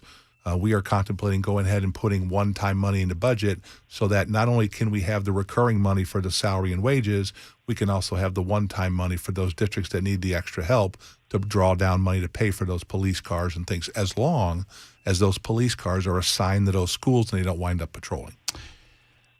Gino, related to your bill regarding the Covenant Manifesto, we saw this tragedy unfold in Iowa a few days, I guess a week or so ago, and apparently there are some issues that have been compared to some of the information that we have about the shooter at Covenant School. Do you believe that it's the nature of the issues involved, the transgenderism more specifically involved, that leads so much secrecy with regard to the releasing of information that might be valuable to you? I think it is likely, Matt, that is part of it, which is unfortunate because, when it comes to public safety, there's no place for any type of a bias in what information is released. And if some of this information is being withheld because some fear that it's going to cause certain communities to be placed in a bad light, that is absolutely the wrong reason for withholding information. But I can tell you, Matt, I've never heard a good explanation as to why this information has not yet been released. There can be no material ongoing investigation because the shooter died the day of the incident on March the 27th because of the very good work of the Metropolitan Nashville Police Department. So that may be an issue, but following up on Scott's point, I think having an armed response on site at every school is the best deterrent to school shootings, and it's also the one that's most effective when a school shooting occurs. Obviously, my understanding is that on March 27 of last year, Covenant did not have on site on the day of this incident an armed response, or things might have turned out obviously very different. And that's one lesson I think that we've learned, and that's why it's shocking that some school districts are not actually using the funds that the state has made available to make sure that all kids are protected with an on-site armed response, not just to deter shootings, but to deal with them if they do occur. And to piggyback on top of that, one of the reasons that we've heard back is, the police department can't find enough SROs to man these schools. That's why there were two bills considered that'll be brought up again this year in the General Assembly. Representative Williams' bill was about teachers being able to carry as long as they go through all the proper training and get the certifications done. And then Representative Rudd ran a bill in special session that we passed that allowed retired law enforcement and honorably discharged military, as long as they go through the additional training, that they'd be allowed to carry into school. So you put yourself there, Matt, with multiple levels of protections for our students, so that in the event some tragedy like this starts to happen again, we have armed force right away to stop it. You know, to you both, I'll ask both of you this question, and Gino, I'll ask you first. The sensitivity of the topic at hand, it occurs to me that you're being pulled two different ways by the same people. And I'm talking about the covenant parents. And all of us are sensitive to what those families went through, obviously, and especially those that lost their children. I mean, I can't possibly imagine the pain and the torment that those folks are going through, and we are sensitive to it. More broadly, the Covenant School families who have been up at the Capitol, they've lobbied you guys for action. They are simultaneously lobbying for action on this issue and arguing that the Covenant Manifesto should not be released for review. And there has to be a way to sensitively and compassionately express that they can't have it both ways. They can't have action and hide information that would direct what action you take. Let me just make 2 points in response to that, Matt, because you're exactly right. Point number one, I have had members of the Covenant community come up to me as a state representative expressing that they disagree with some of the positions that you see articulated over and over again by the most visible members of the Covenant community. But for they're not wanting to create any kind of dissension within the Covenant community, they choose to remain anonymous, and they don't want to go ahead and create this specter where you've got dueling Covenant families. But point number one is that there is not unanimity within the Covenant community as to how any of these issues should be handled. And then point number two, it's critical to take emotion out of this and look at this objectively and look at it with the goal in mind of what best serves security of schools, protection of students, and public safety. And although some Covenant parents might, on an emotional level, not want to have information released that will cause hurtful emotions or hurtful feelings, I think every one of those Covenant parents wants to do everything that's necessary to protect every child in every school from future harm. And I think it's because of that ultimately this bill will have widespread support once it gets to debate on the House floor and on the Senate floor. You have another bill, 1652, that would strip courts in Tennessee of their ability to restrict information from Tennessee lawmakers. And then, of course, there's 1653. We'll be monitoring these. With your permission, Gino, we'll lean on you for updates on this and other matters regarding the General Assembly. I appreciate you stopping by today via phone. You're very welcome, Matt. There's Representative Gino Bolso of the 61st District out of Williamson County. We'll get a reflection, a final thought from Scott Spicki in just a moment on Super Talk on the opening of the General Assembly and other matters on Super Talk 99.7 WTN.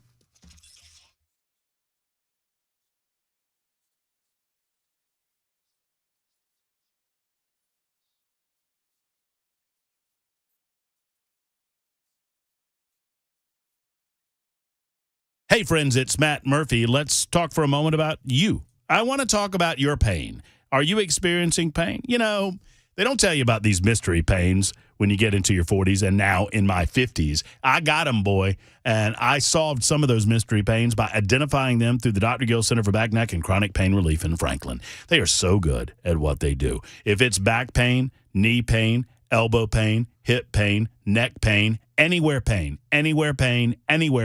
they can help at the Dr. Gill Center. Of course, they provide incredible chiropractic care and have for the last 30 years. Chiropractic care is typically thought of by us laymen as spinal in nature or structural in nature, but they also do soft tissue now. Oh, yes, it's expanded, and they have been a part at the Dr. Gill Center of that expansion through cutting-edge technology like red light therapy, their Class 5 laser system. They do things to pinpoint inflammation in the body, reduce pain, reduce swelling, and accelerate healing. That's what it's all about. And doing so without the need for popping pills, which so many of us do nowadays, or with needles or surgery. Don't consider surgery until you talk to Dr. Gill. Stop popping the pills and talk to Dr. Gill. And the Dr. Gill Center for Back, Neck, and Chronic Pain Relief. The telephone number is 615-882-4838, 882-4838. Dr. Gill Center is located in Franklin. They want to see you. Tell them Matt Murphy sent you.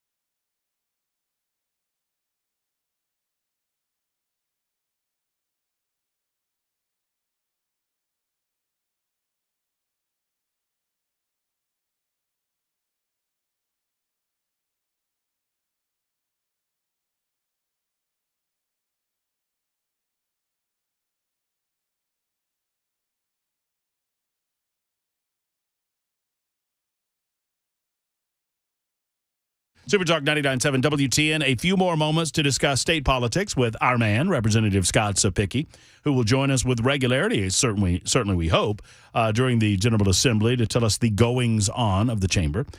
You said something during the break, and I think it's a good way to end the first day of the session because I think it would be easy for those of you in the assembled body to lose sight of your focus when there are so many protesters that are at the Capitol screaming and yelling and showing their behinds.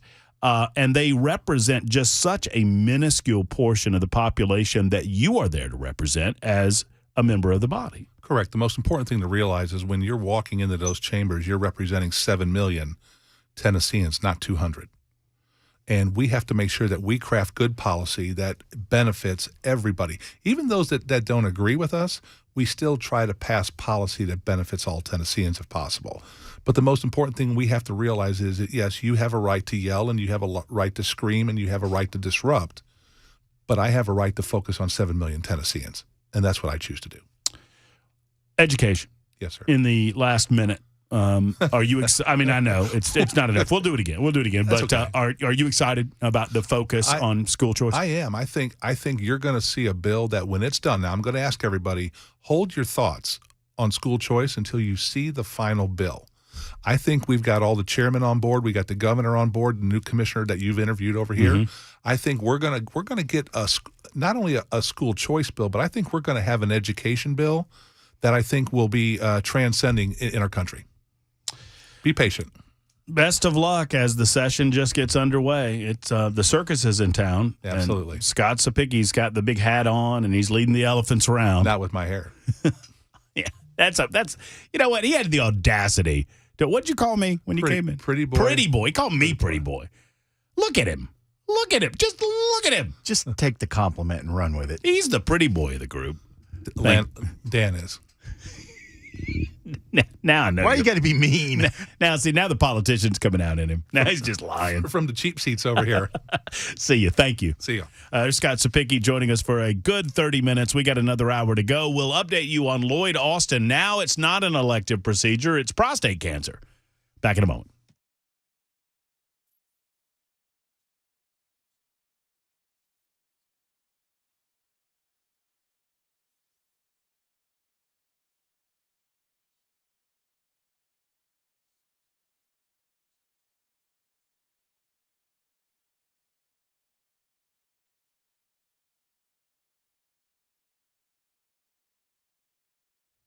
Two o'clock. I'm Mac Maury with your top stories. Right now, 46 degrees in Nashville, a cloudy day in the midst of a wind advisory on Music Row. We'll keep you updated with how much more rain, how much more wind we'll be seeing here headed into this evening. Full weather forecast coming up in 2 minutes. The White House and Pentagon now evaluating policies and procedures after Defense Secretary Lloyd Austin's hospitalization last week. Neither Congress nor the White House was notified about it immediately, even as Austin had to be rushed to the ICU on New Year's Day. Some of Austin's duties had to be temporarily transferred to the Deputy Secretary of Defense, and Austin's health wasn't made public until Friday. Karen Travers has the latest. Ordering a review of cabinet protocols for delegating authority in the wake of Defense Secretary Lloyd Austin's undisclosed hospitalization. According to a memo written by Chief of Staff Jeff Zients, obtained by ABC News, departments and agencies have to submit their existing protocols for review by January 12th. Zients says while that review is ongoing, agencies must adhere to procedures, including notifying the White House when agencies anticipate a delegation of authority and document the delegation of authority in writing. And it's been reported today that Austin was receiving prostate cancer treatment. Sports news. The Tennessee Titans have fired head coach Mike Vrabel after 6 seasons with the team. The first 4, all winning seasons. The last 2, though, Vrabel and the Titans went just 13-21. Owner Amy Adams said in a statement that she wants a new perspective for the team's future. Rumors have indicated that the Titans had thought about trading head coach Vrabel, but that the process would take too long and they would be behind the 8 ball on hiring other top head coaching candidates. Vrabel now enters a head coaching portal as one of the top names. The Titans made the playoffs 3 times in those 6 years. That is the latest news. Weather's next. I'm Mac Maury, WTN News.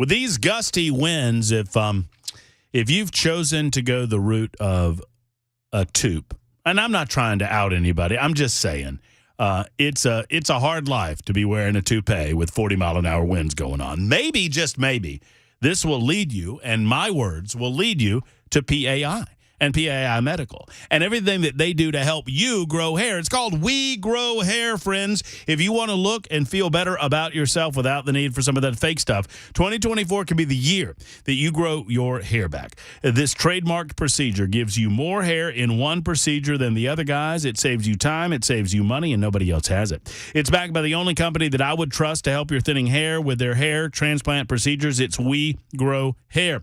They've been in Nashville for 26 years. They have assisted a lot of different people whose names you might know with their hair right here in the state of Tennessee and right here in Nashville. Call them today at 615-376-6010. Tell them I said that you're tired of this wind blowing the old toque around. You're ready to grow your own hair with We Grow Hair. PAI Medical wants to see you. They want to help you. WeGrowHair.com is the website. WeGrowHair.com. Find out more about them at the website and then make the call for your free private consultation. 615-376-6010.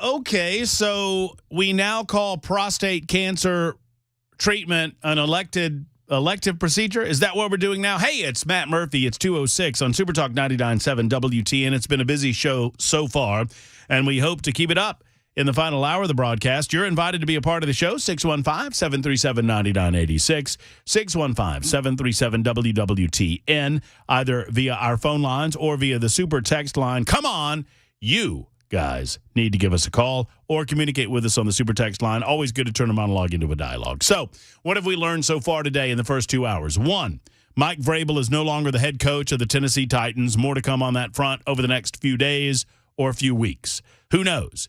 I don't know. Does Mac Morey... By the way, Morey's back there. If I gave Mac Morey... Once again, he has to take off his Kansas City Chiefs clothing and think like a Tennessee Titan person. Vrabel's out. I don't pretend that I'm the sports expert. Morey knows more about these things than I do. Mac Morey, who's the candidate of choice? I mean, I guess you have two options here. You can either go established head coach, but invariably that's going to be someone that has been dismissed from another position, or you go OCDC type route, which one would believe maybe many of those names are still caught up in the playoffs. There's still 14 teams in the playoffs, for goodness sake. So a lot of those individuals you can't really talk to. What do you think? What do you expect the time frame to be on this? Weeks? Yeah, weeks. Weeks, because you're mentioning the scenarios perfectly. I mean, if it's going to be an established head coach, it's going to be someone that was dismissed, unless it's a guy like Harbaugh, and that's still probably a week's process. And he's going to be, evaluating a bunch of different offers because his candidacy, he'll be highly wanted if he chooses to leave Michigan as a national champion. Do you think that's possible? Yes. Do you think it's likely? No. So you think he considers but then eventually sticks around? I think so, but I know a lot of people that I regard highly in this world that would disagree with me, that say it's likely that he leaves. Do you think, and I know I'm kind of putting you on the spot here, but you're established as a Kansas City Chiefs fan, so I think you can probably look at this through clear glasses. Yeah, for sure. Do you think it was a mistake to fire Vrabel? Yes. Why? Because Vrabel, here's the thing. Is it a mistake to want to have a new head coach? Not necessarily. We could talk about the ins and outs and really the depth of all of what that entails. But is it a mistake to fire him? Yes, because he is a top 15, you could argue a top 10 head coach in this league. He will be hired immediately. He will be on the short list for any team that has an opening. Even if they don't have a vacancy, he may be on the short list for someone who they would bring in an interview because he is a damn good football coach. So if you're going to fire him, no, you don't have an excuse. If you wanted to trade him, again, we could talk about what that entails.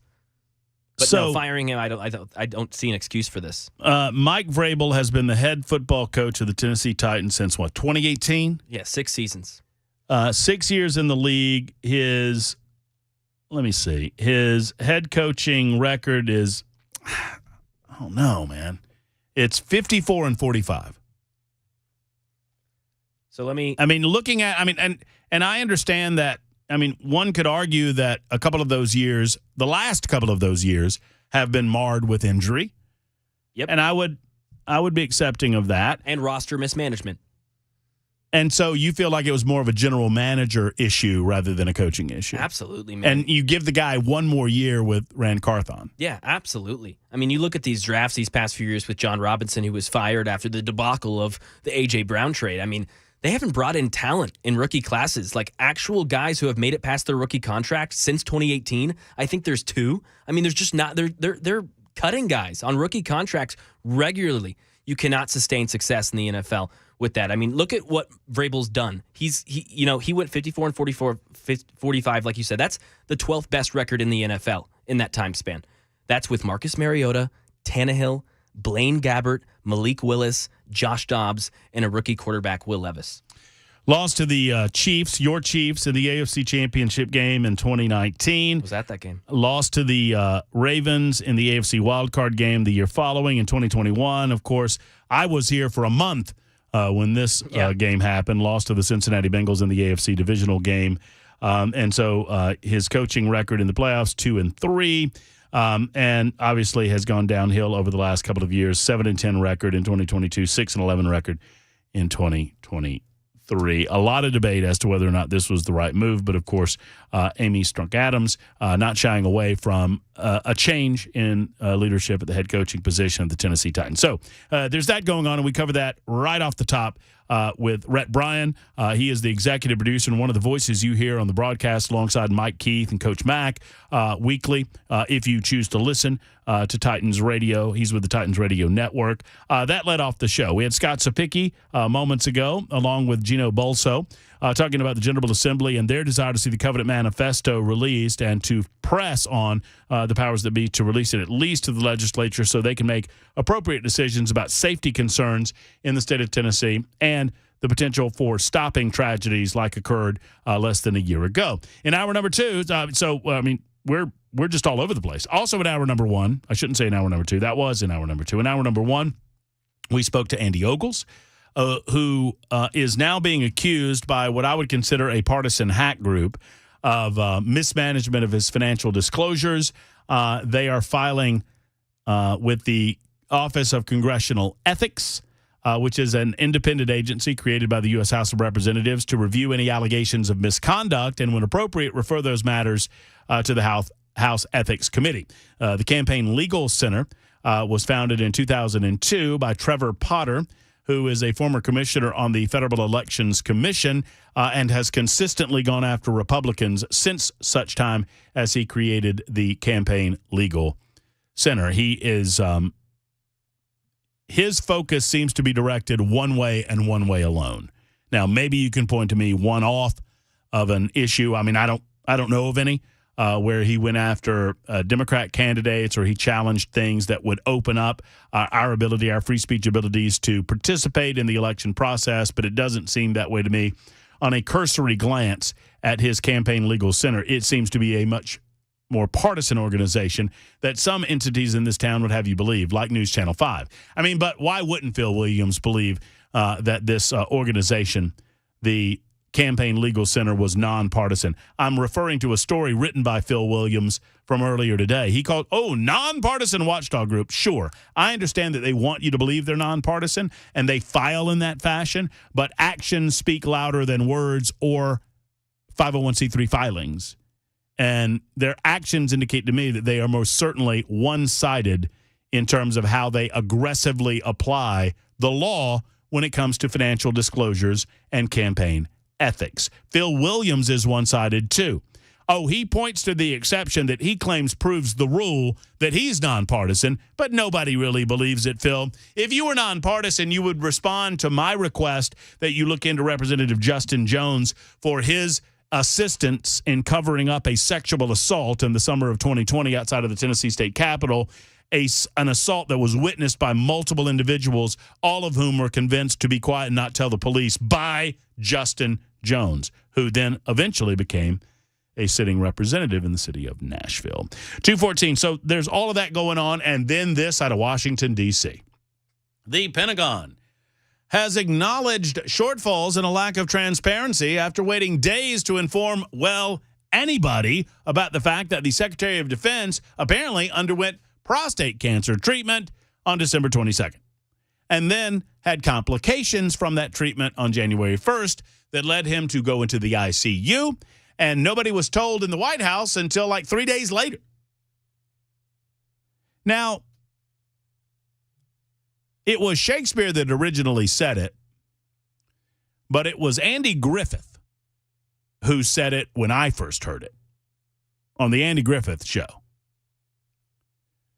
Remember the episode where the guy comes into town and he's a slick talker and he's setting up a robbery at the bank, and at the end of the episode, Andy catches wise on his plan to rob the bank. He's robbing the bank or the jewelry store. Talking about Andy Griffith? Yes, Bell. Welcome to the show. How are you, buddy? I'm sorry, I was on the phone. Oh, I see that. It was Malika, who we'll get to in a moment. It was a bank. It was the city bank. It was the bank, right? Yeah. It was the pencil thin mustache guy, the slick talker, smoked cigarettes, had his little lighter. And what did Andy say to him at the end when he lit his cigarette for him? I don't remember. Oh, what a tangled web we weave when first we practice to deceive.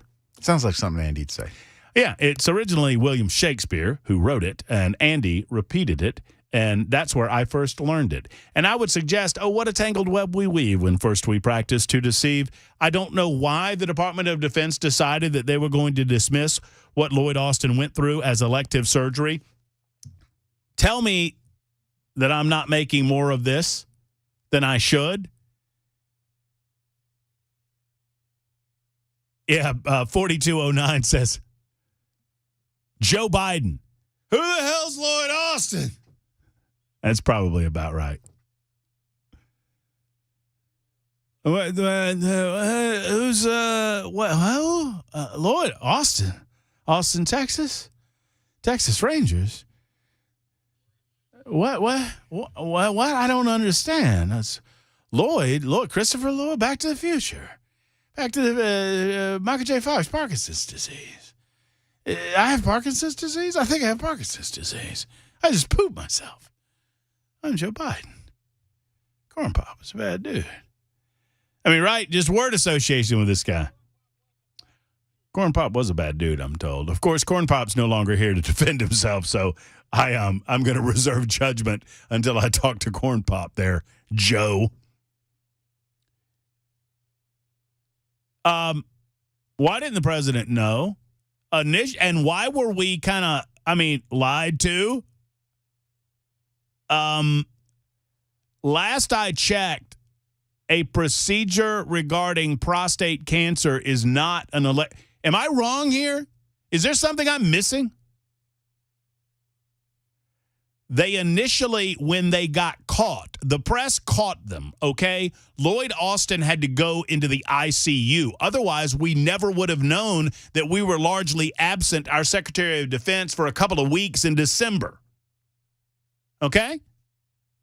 That matters. Our national security matters. Yet they just conveniently decided that they weren't going to say anything about it for a couple of weeks until they got caught. And when they got caught, instead of coming clean and telling us the truth, last Friday, they decided to lie about it. And you tell me they're not. When they claim, well, Secretary of Defense Lloyd Austin went through an elective procedure. Lloyd Austin needs to resign and work on his health. The initial admission, which was dropped last Friday to minimize coverage like I'm giving you on this Tuesday, said that the secretary received treatment for a, quote, unidentified elective surgery.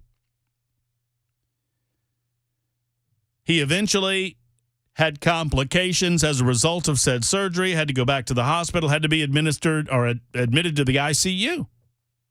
And yet still they did not tell the President of the United States. Now we're being told that, well, the Defense Department knew. I seriously want, Bell, if I tell you the Secretary of Defense was in the hospital and the Defense Department knew, who? Who? Any ideas? I mean, serious question. Who in the Defense Department knew? Not only that, how does it stop inside the Defense Department? How are there not ongoing communications between any department of the government that he has a cabinet minister in and him not? How are they not occurring? What did the Pentagon press office know, and when did they know it? Surely they, the officers that supposedly knew about this, we're told that there was someone within the office that knew. Well, if someone in the office knew, when did they know what they knew? They know the protocol for publicly announcing medical procedures for cabinet officials. Who was in on this deception? There was intentional deception so as to not tell us about this. The Secretary of Defense travels with an operations center around him at all times to include note takers, communication experts, intelligence analysts. These people all report to defense officials who report to other defense officials who one would think would ultimately report to the Defense Department themselves or the Secretary of Defense. It is hard to believe that the press office did not know that this was going on.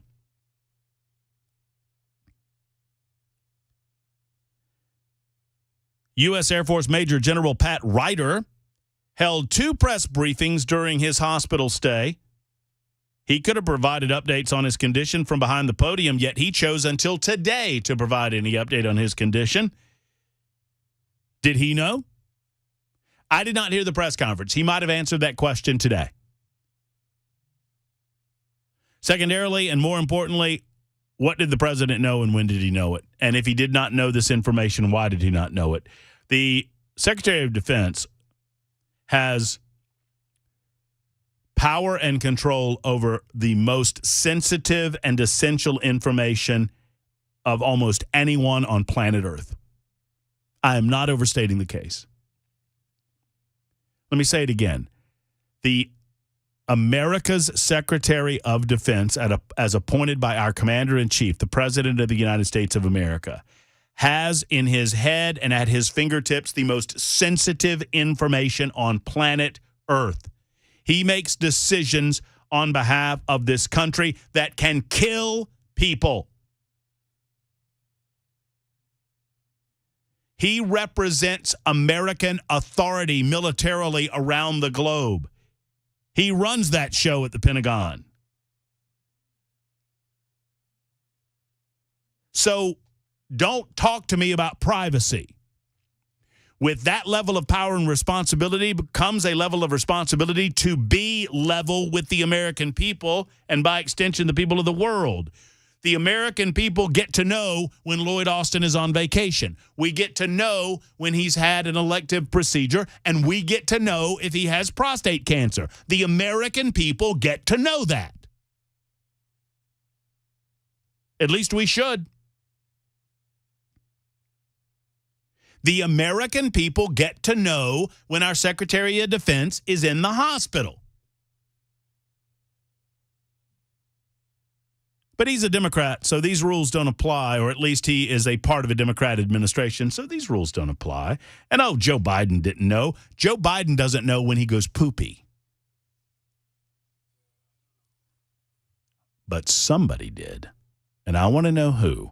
I want to know who in the White House knew and when they knew it and why they didn't tell the President of the United States. And I want to know why the rest of the media is not curious about any of these questions that I've posed over the last 45 minutes. It is 2:23 on Superdog.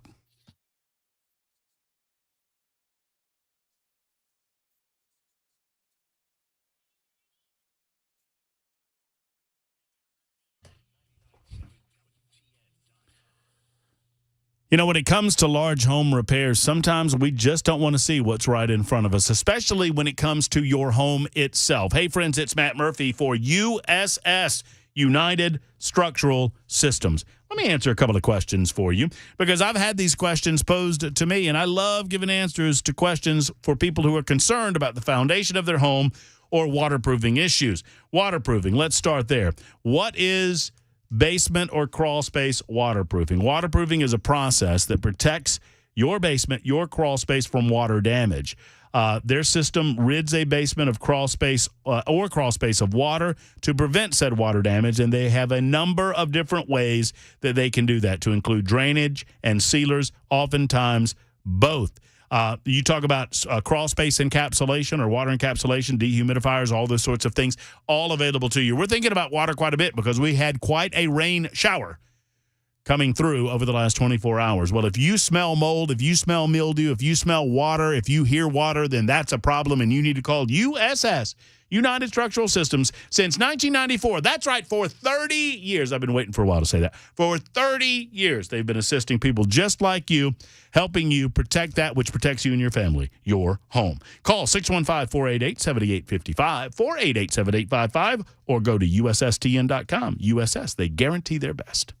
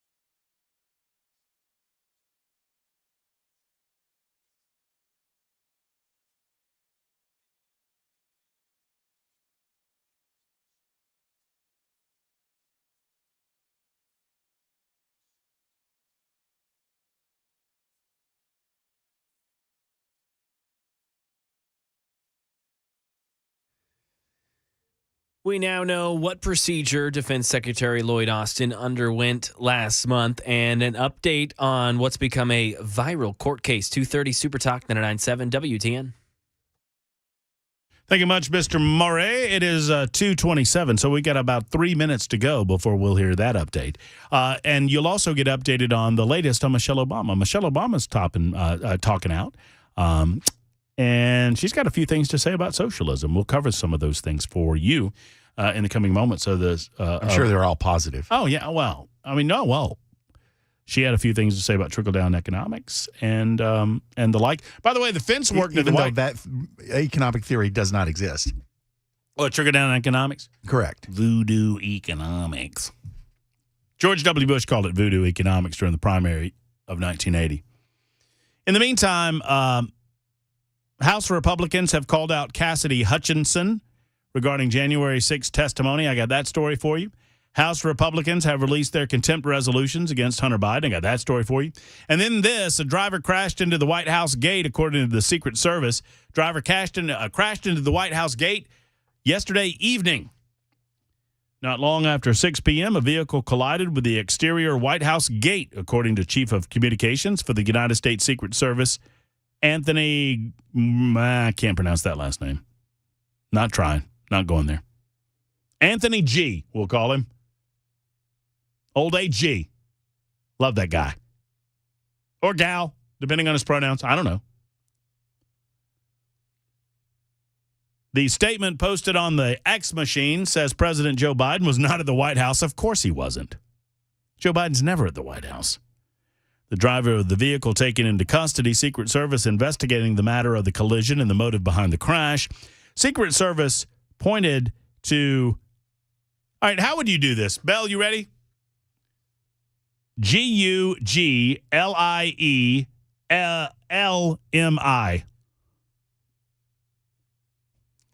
Googly moogly. Hey, yes, that's what we're going with. Googly moogly. So secret. I'm going to do this. I'm going to redo the story now, and I'm going to do it straight. Ready? Don't make me laugh. Nobody made me laugh. Shh, shh.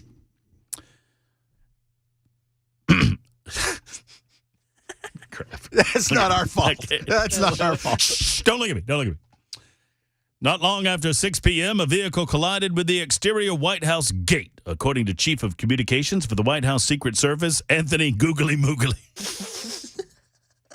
That's brilliant. Secret Service agent Googly Moogly posted a statement on the X machine saying that Joe Biden was not at home at the time of the collision. According to Googly Moogly, the vehicle collided with an exterior gate on the White House complex. Googly Moogly continued to expect traffic implications at 15th Street and Pennsylvania Avenue and adjacent intersections. Googly Moogly assures us that as an agent of the Secret Service, he personally is responsible. Googly Moogly is responsible for the safety of the President of the United States, and there's nothing that Googly Moogly will not do to protect our president, nay, our nation. Thank you, Officer Googly Moogly. Says this job isn't fun. For your support in protecting the President of the United States. God bless Anthony Googly Moogly. By the way, the reason I brought up this story, walls work. Walls work. Here's the news.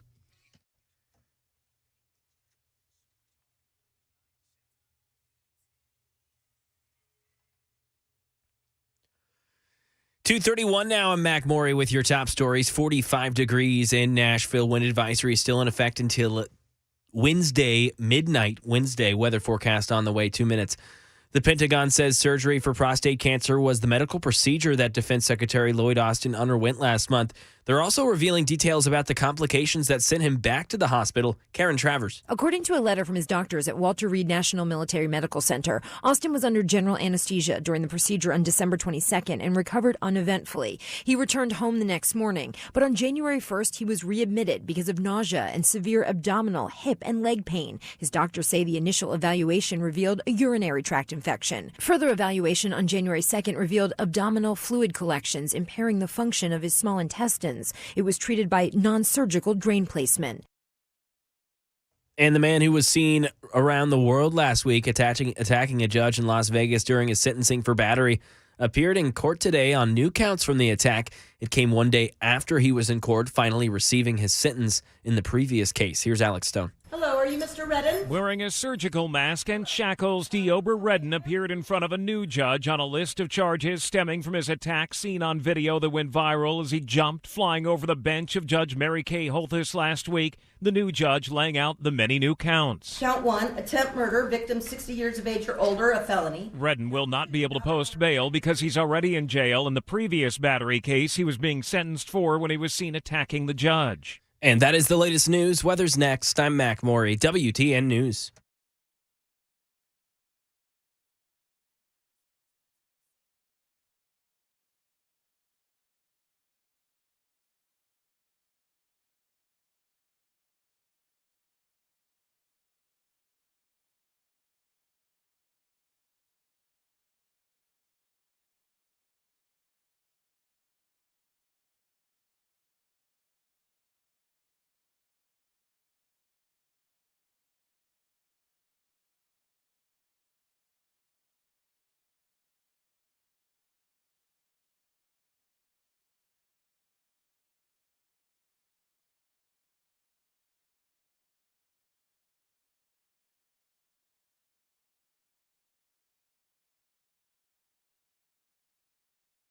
Hey, folks, it's Matt Murphy for Craft Body Scan. What is Craft Body Scan? They are a CT scan company new to Nashville. They've been around since 2017. This is incredible modern technology helping get inside of your body without invasiveness, without having to take off your clothes or anything. You leave your clothes on. You go through the CT scan. It only takes about 8 minutes. I've done this with a full body scan, and I absolutely love it because it gives you such peace of mind. I'm going to admit something to you, folks. I'm 50 years old, and I've become a little bit of a hypochondriac, right? You get a little bit of a pain over there on your side, and you're like, oh, there goes the kidney. Or, I do this. So you get a little pain on the chest. You go, oh, it's time for the heart attack. It's Here a it comes. tumor. I mean, no, I do. I think it's not a tumor. Well, if you want to know if it's not a tumor or not, you need to call Craft Body Scan and find out. All scans, in all seriousness, are read by a board-certified radiologist. We have fun because I want to get you this. I want to get you this procedure, and they do too. So in 2024, a value of about $2,000, which is what normally would cost a couple to go in and get a heart and lung scan. That's going to be available to you for about $149. Ask them when you make the call that so many others have made to Craft Body Scan. Tell the team at Craft Body Scan, I know, I can't help myself here. Just tell them that Matt Murphy said you want to find out if it's not a tumor. Call Craft Body Scan today. CraftBodyScan.com or 615-436-1000. 615-436-1000 for Craft Body Scan.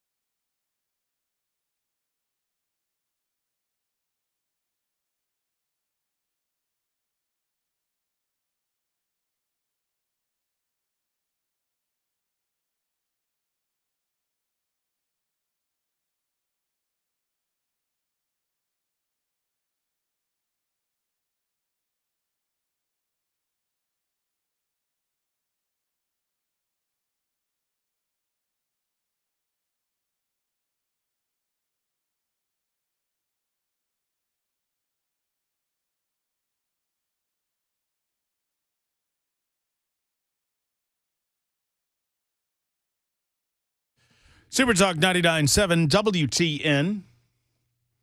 We thank you for being there. We've got a little more time in our time today together, this Tuesday edition, January 9 edition. We'll hand off to The Drive. Brian Wilson coming up at 3 o'clock from 3 until 7. It's live, it's local, it's information-fueled, and opinion-driven on Super Talk 99.7 WTN. So I want to get to calls, but I also want to play you a clip. You know what? I might need to hold this clip till tomorrow. Because I'm genuine. Well, I'm going to play a little bit of it for you today. I'm going to play this, and we might reset this conversation tomorrow because I might not have enough time. A lot of folks are having fun with this viral video that came from TikTok that's now made an appearance on the X machine. This is an unnamed Gen Z person, self-described. I want a little active participation. I want Maury and Bell K to listen to this person, and when we're done, it's about a minute and a half. When she's done, I want to hear your takeaways from this. Here is, because I think this is easy to lampoon. This is easy to dismiss. I want to see what your thoughts are about her comments. Go. I cannot stand how the news has been dogging Gen Z and calling them lazy for not wanting to work a 9-to-5 for the rest of their lives. Let me put it in perspective for everybody who's a little confused here, okay? I work 5 days out of the week, 40 hours a week, okay? I do not make enough to live on my own. I would not make enough to pay rent, water, electric, and eat.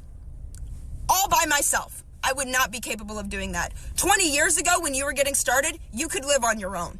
20 years ago when you first started, you were able to do everything that I am now struggling to do. Let me add another perspective here. You've been working for 20 years. You have 20 years of working experience behind your belt. You have 20 years of experience in a career that has allowed you to gain raises, to get more money, to profit you in an economy that you created. You can sit here and you can call Gen Z lazy all you want, but I've been working my tail end off just to barely make it by. And respectfully, I don't want to do that for the rest of my life. I don't want to work my tail end off, wasting all of my life working just to barely be able to pay my bills.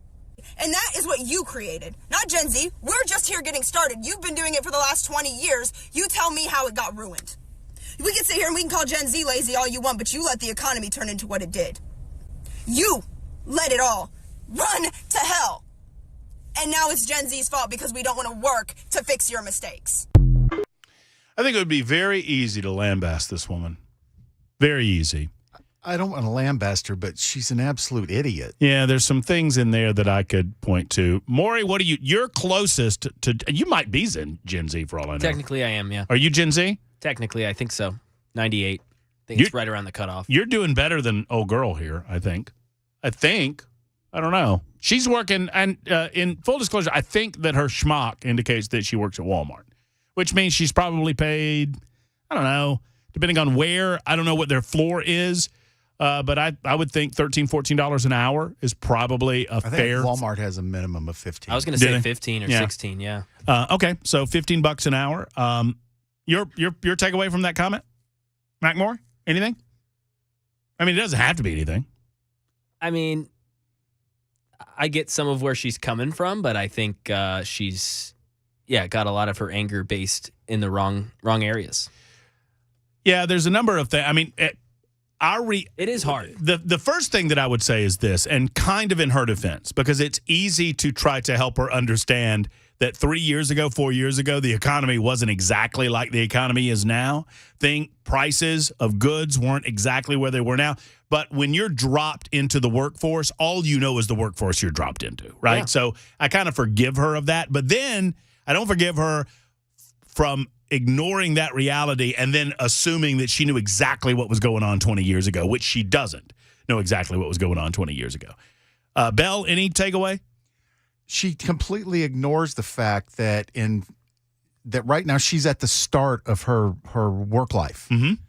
And you're not going to have the same ability.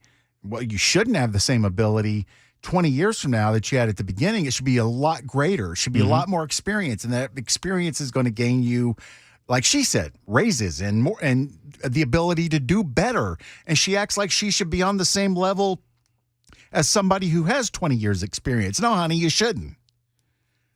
You know how many jobs I had when I was 24 years old? I think we talked about this. I want to say 3. 3.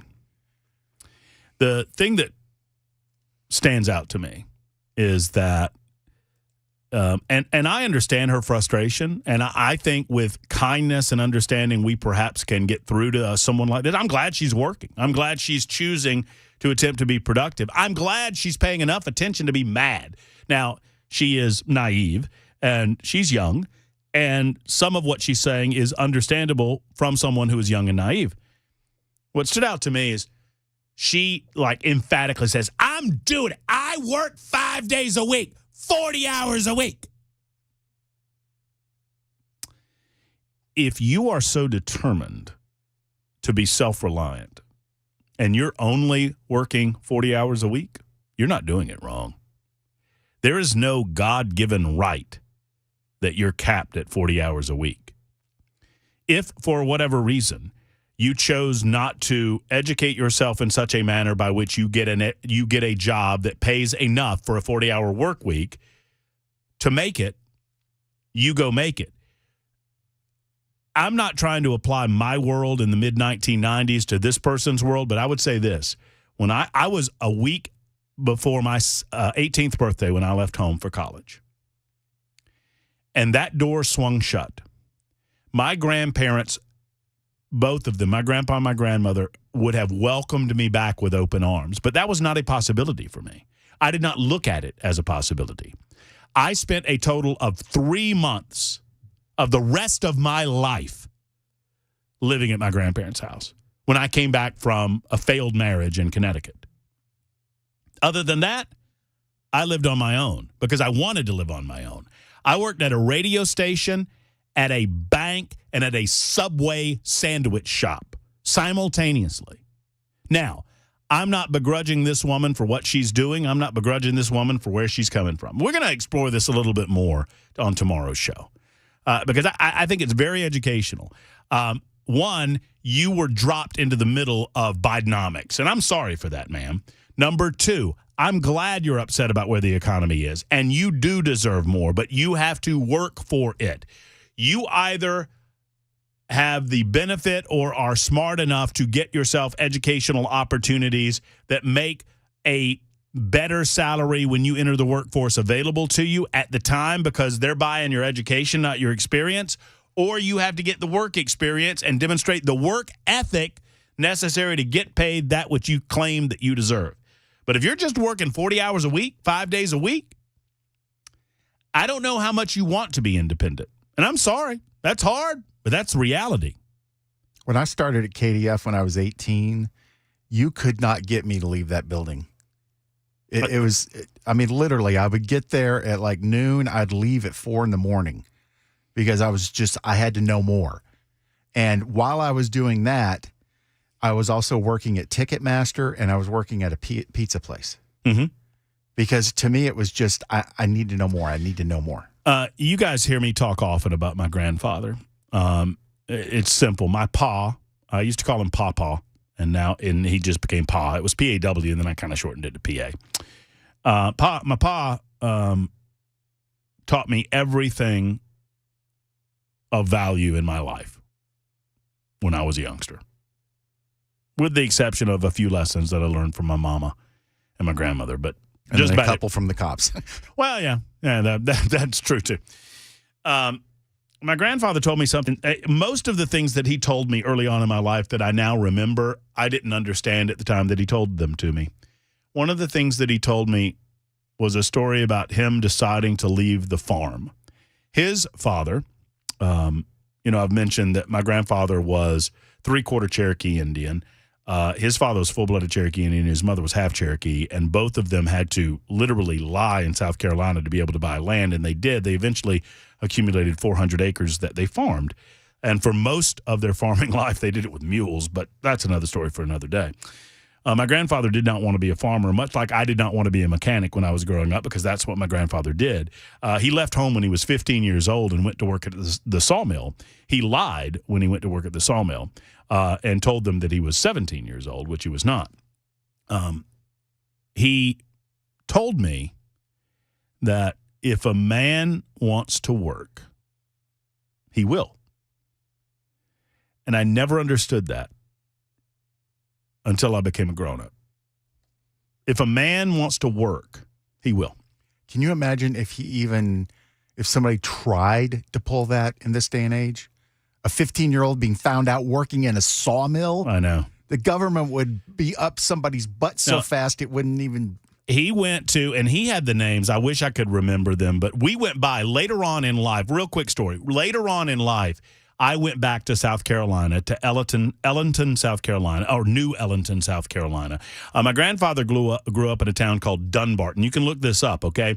And his entire family, along with the entire population of Dunbarton, was relocated by the government of the United States of America to build the Central Savannah River bomb plant. They were building nuclear weapons on the Savannah River, and they had to relocate thousands and thousands of dirt-poor farmers. I didn't know until I was grown that 90% of the people that were relocated were African-American. It's primarily why they selected the location that they selected. All of that to say, we went back and we saw the old location of the old sawmill that my grandfather started working at when he was 15 years old in 1945. And he told me the story that he went and asked for work, and the man said, I don't have anything. And he went back the next day and asked him if he could help him pick up around the place. And so the man said, I'll pay you for a day's work, and I don't know how much it was. And he told him to pick up the loose wood and scrap wood, the residual wood that fell off the sawmill, in and around the sawmill, and put it in a particular pile to be pulped. He did so.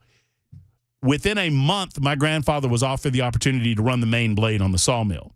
He was asked, do you know how to run a sawmill? He was 15 years old. He was asked, do you know how to run a sawmill? My grandfather said, I told him, yes, sir, I most certainly do.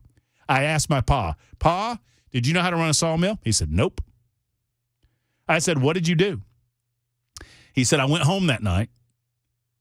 Because with a sawmill, you've got the width of blade, you've got different widths of board that you are cutting, and you have to understand math. And my grandfather said, I went home. And I got a yardstick, and I sat down at the table at the yardstick, and I figured it out. And I said, and he didn't get on the internet to do it. No. He gets me emotional. Think about this. I remember this like it was yesterday. He said, I figured it out.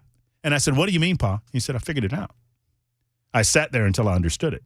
I understood eighths, and I understood quarters, I understood my fractions. This is a man who didn't graduate the 8th grade. He said, I figured it out. He ran the sawmill for about 2 years. And did they ever find out that he was underage? Oh, yeah, I'm sure they did.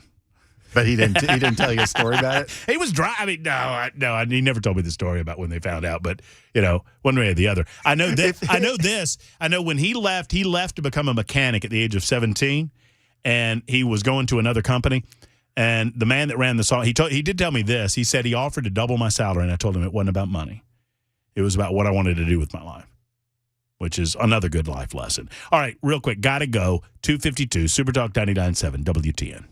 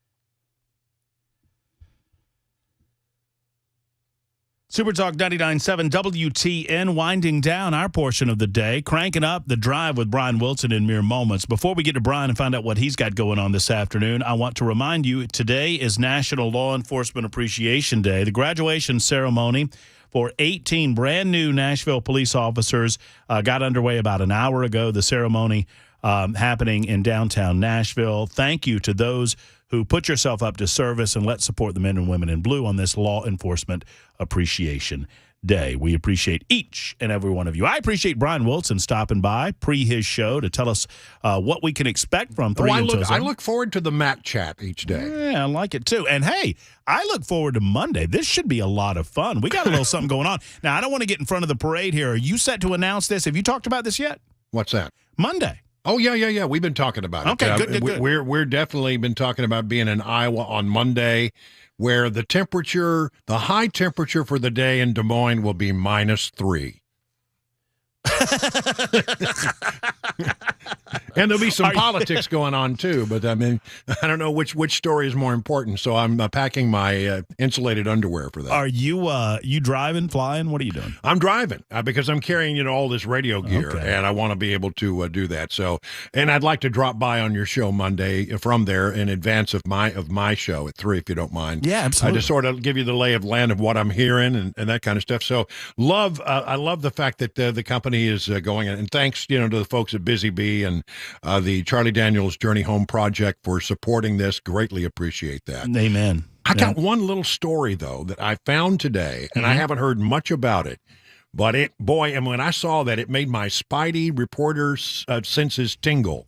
Did you know that Bill Clinton and the governor of California, Gavin Newsom, were playing golf in Mexico just a couple of days ago? Well, I did not know that. See, this reminds me. I mean, if you want to have a conversation, about things in the Democrat Party, Bill Clinton has a history of going to a neutral location where he thinks nobody will notice and doing it, like he did on that tarmac in Phoenix. Remember that? I do. Yeah. Well, I think this was the same kind of thing, and I'm very curious to know what they were talking about with regards to the 2024 campaign. Well, I will say it's the word of the day on the Matt Murphy Show. Great googly moogly. Brian Wilson has the scoop, and it's coming up next. I'm very curious to hear what you have to say about that, Mr. Wilson, and he's coming up right after McMorey, and McMorey's coming up right now on Super Talk 99.7 WTN. The drive is next. Have a great afternoon, folks.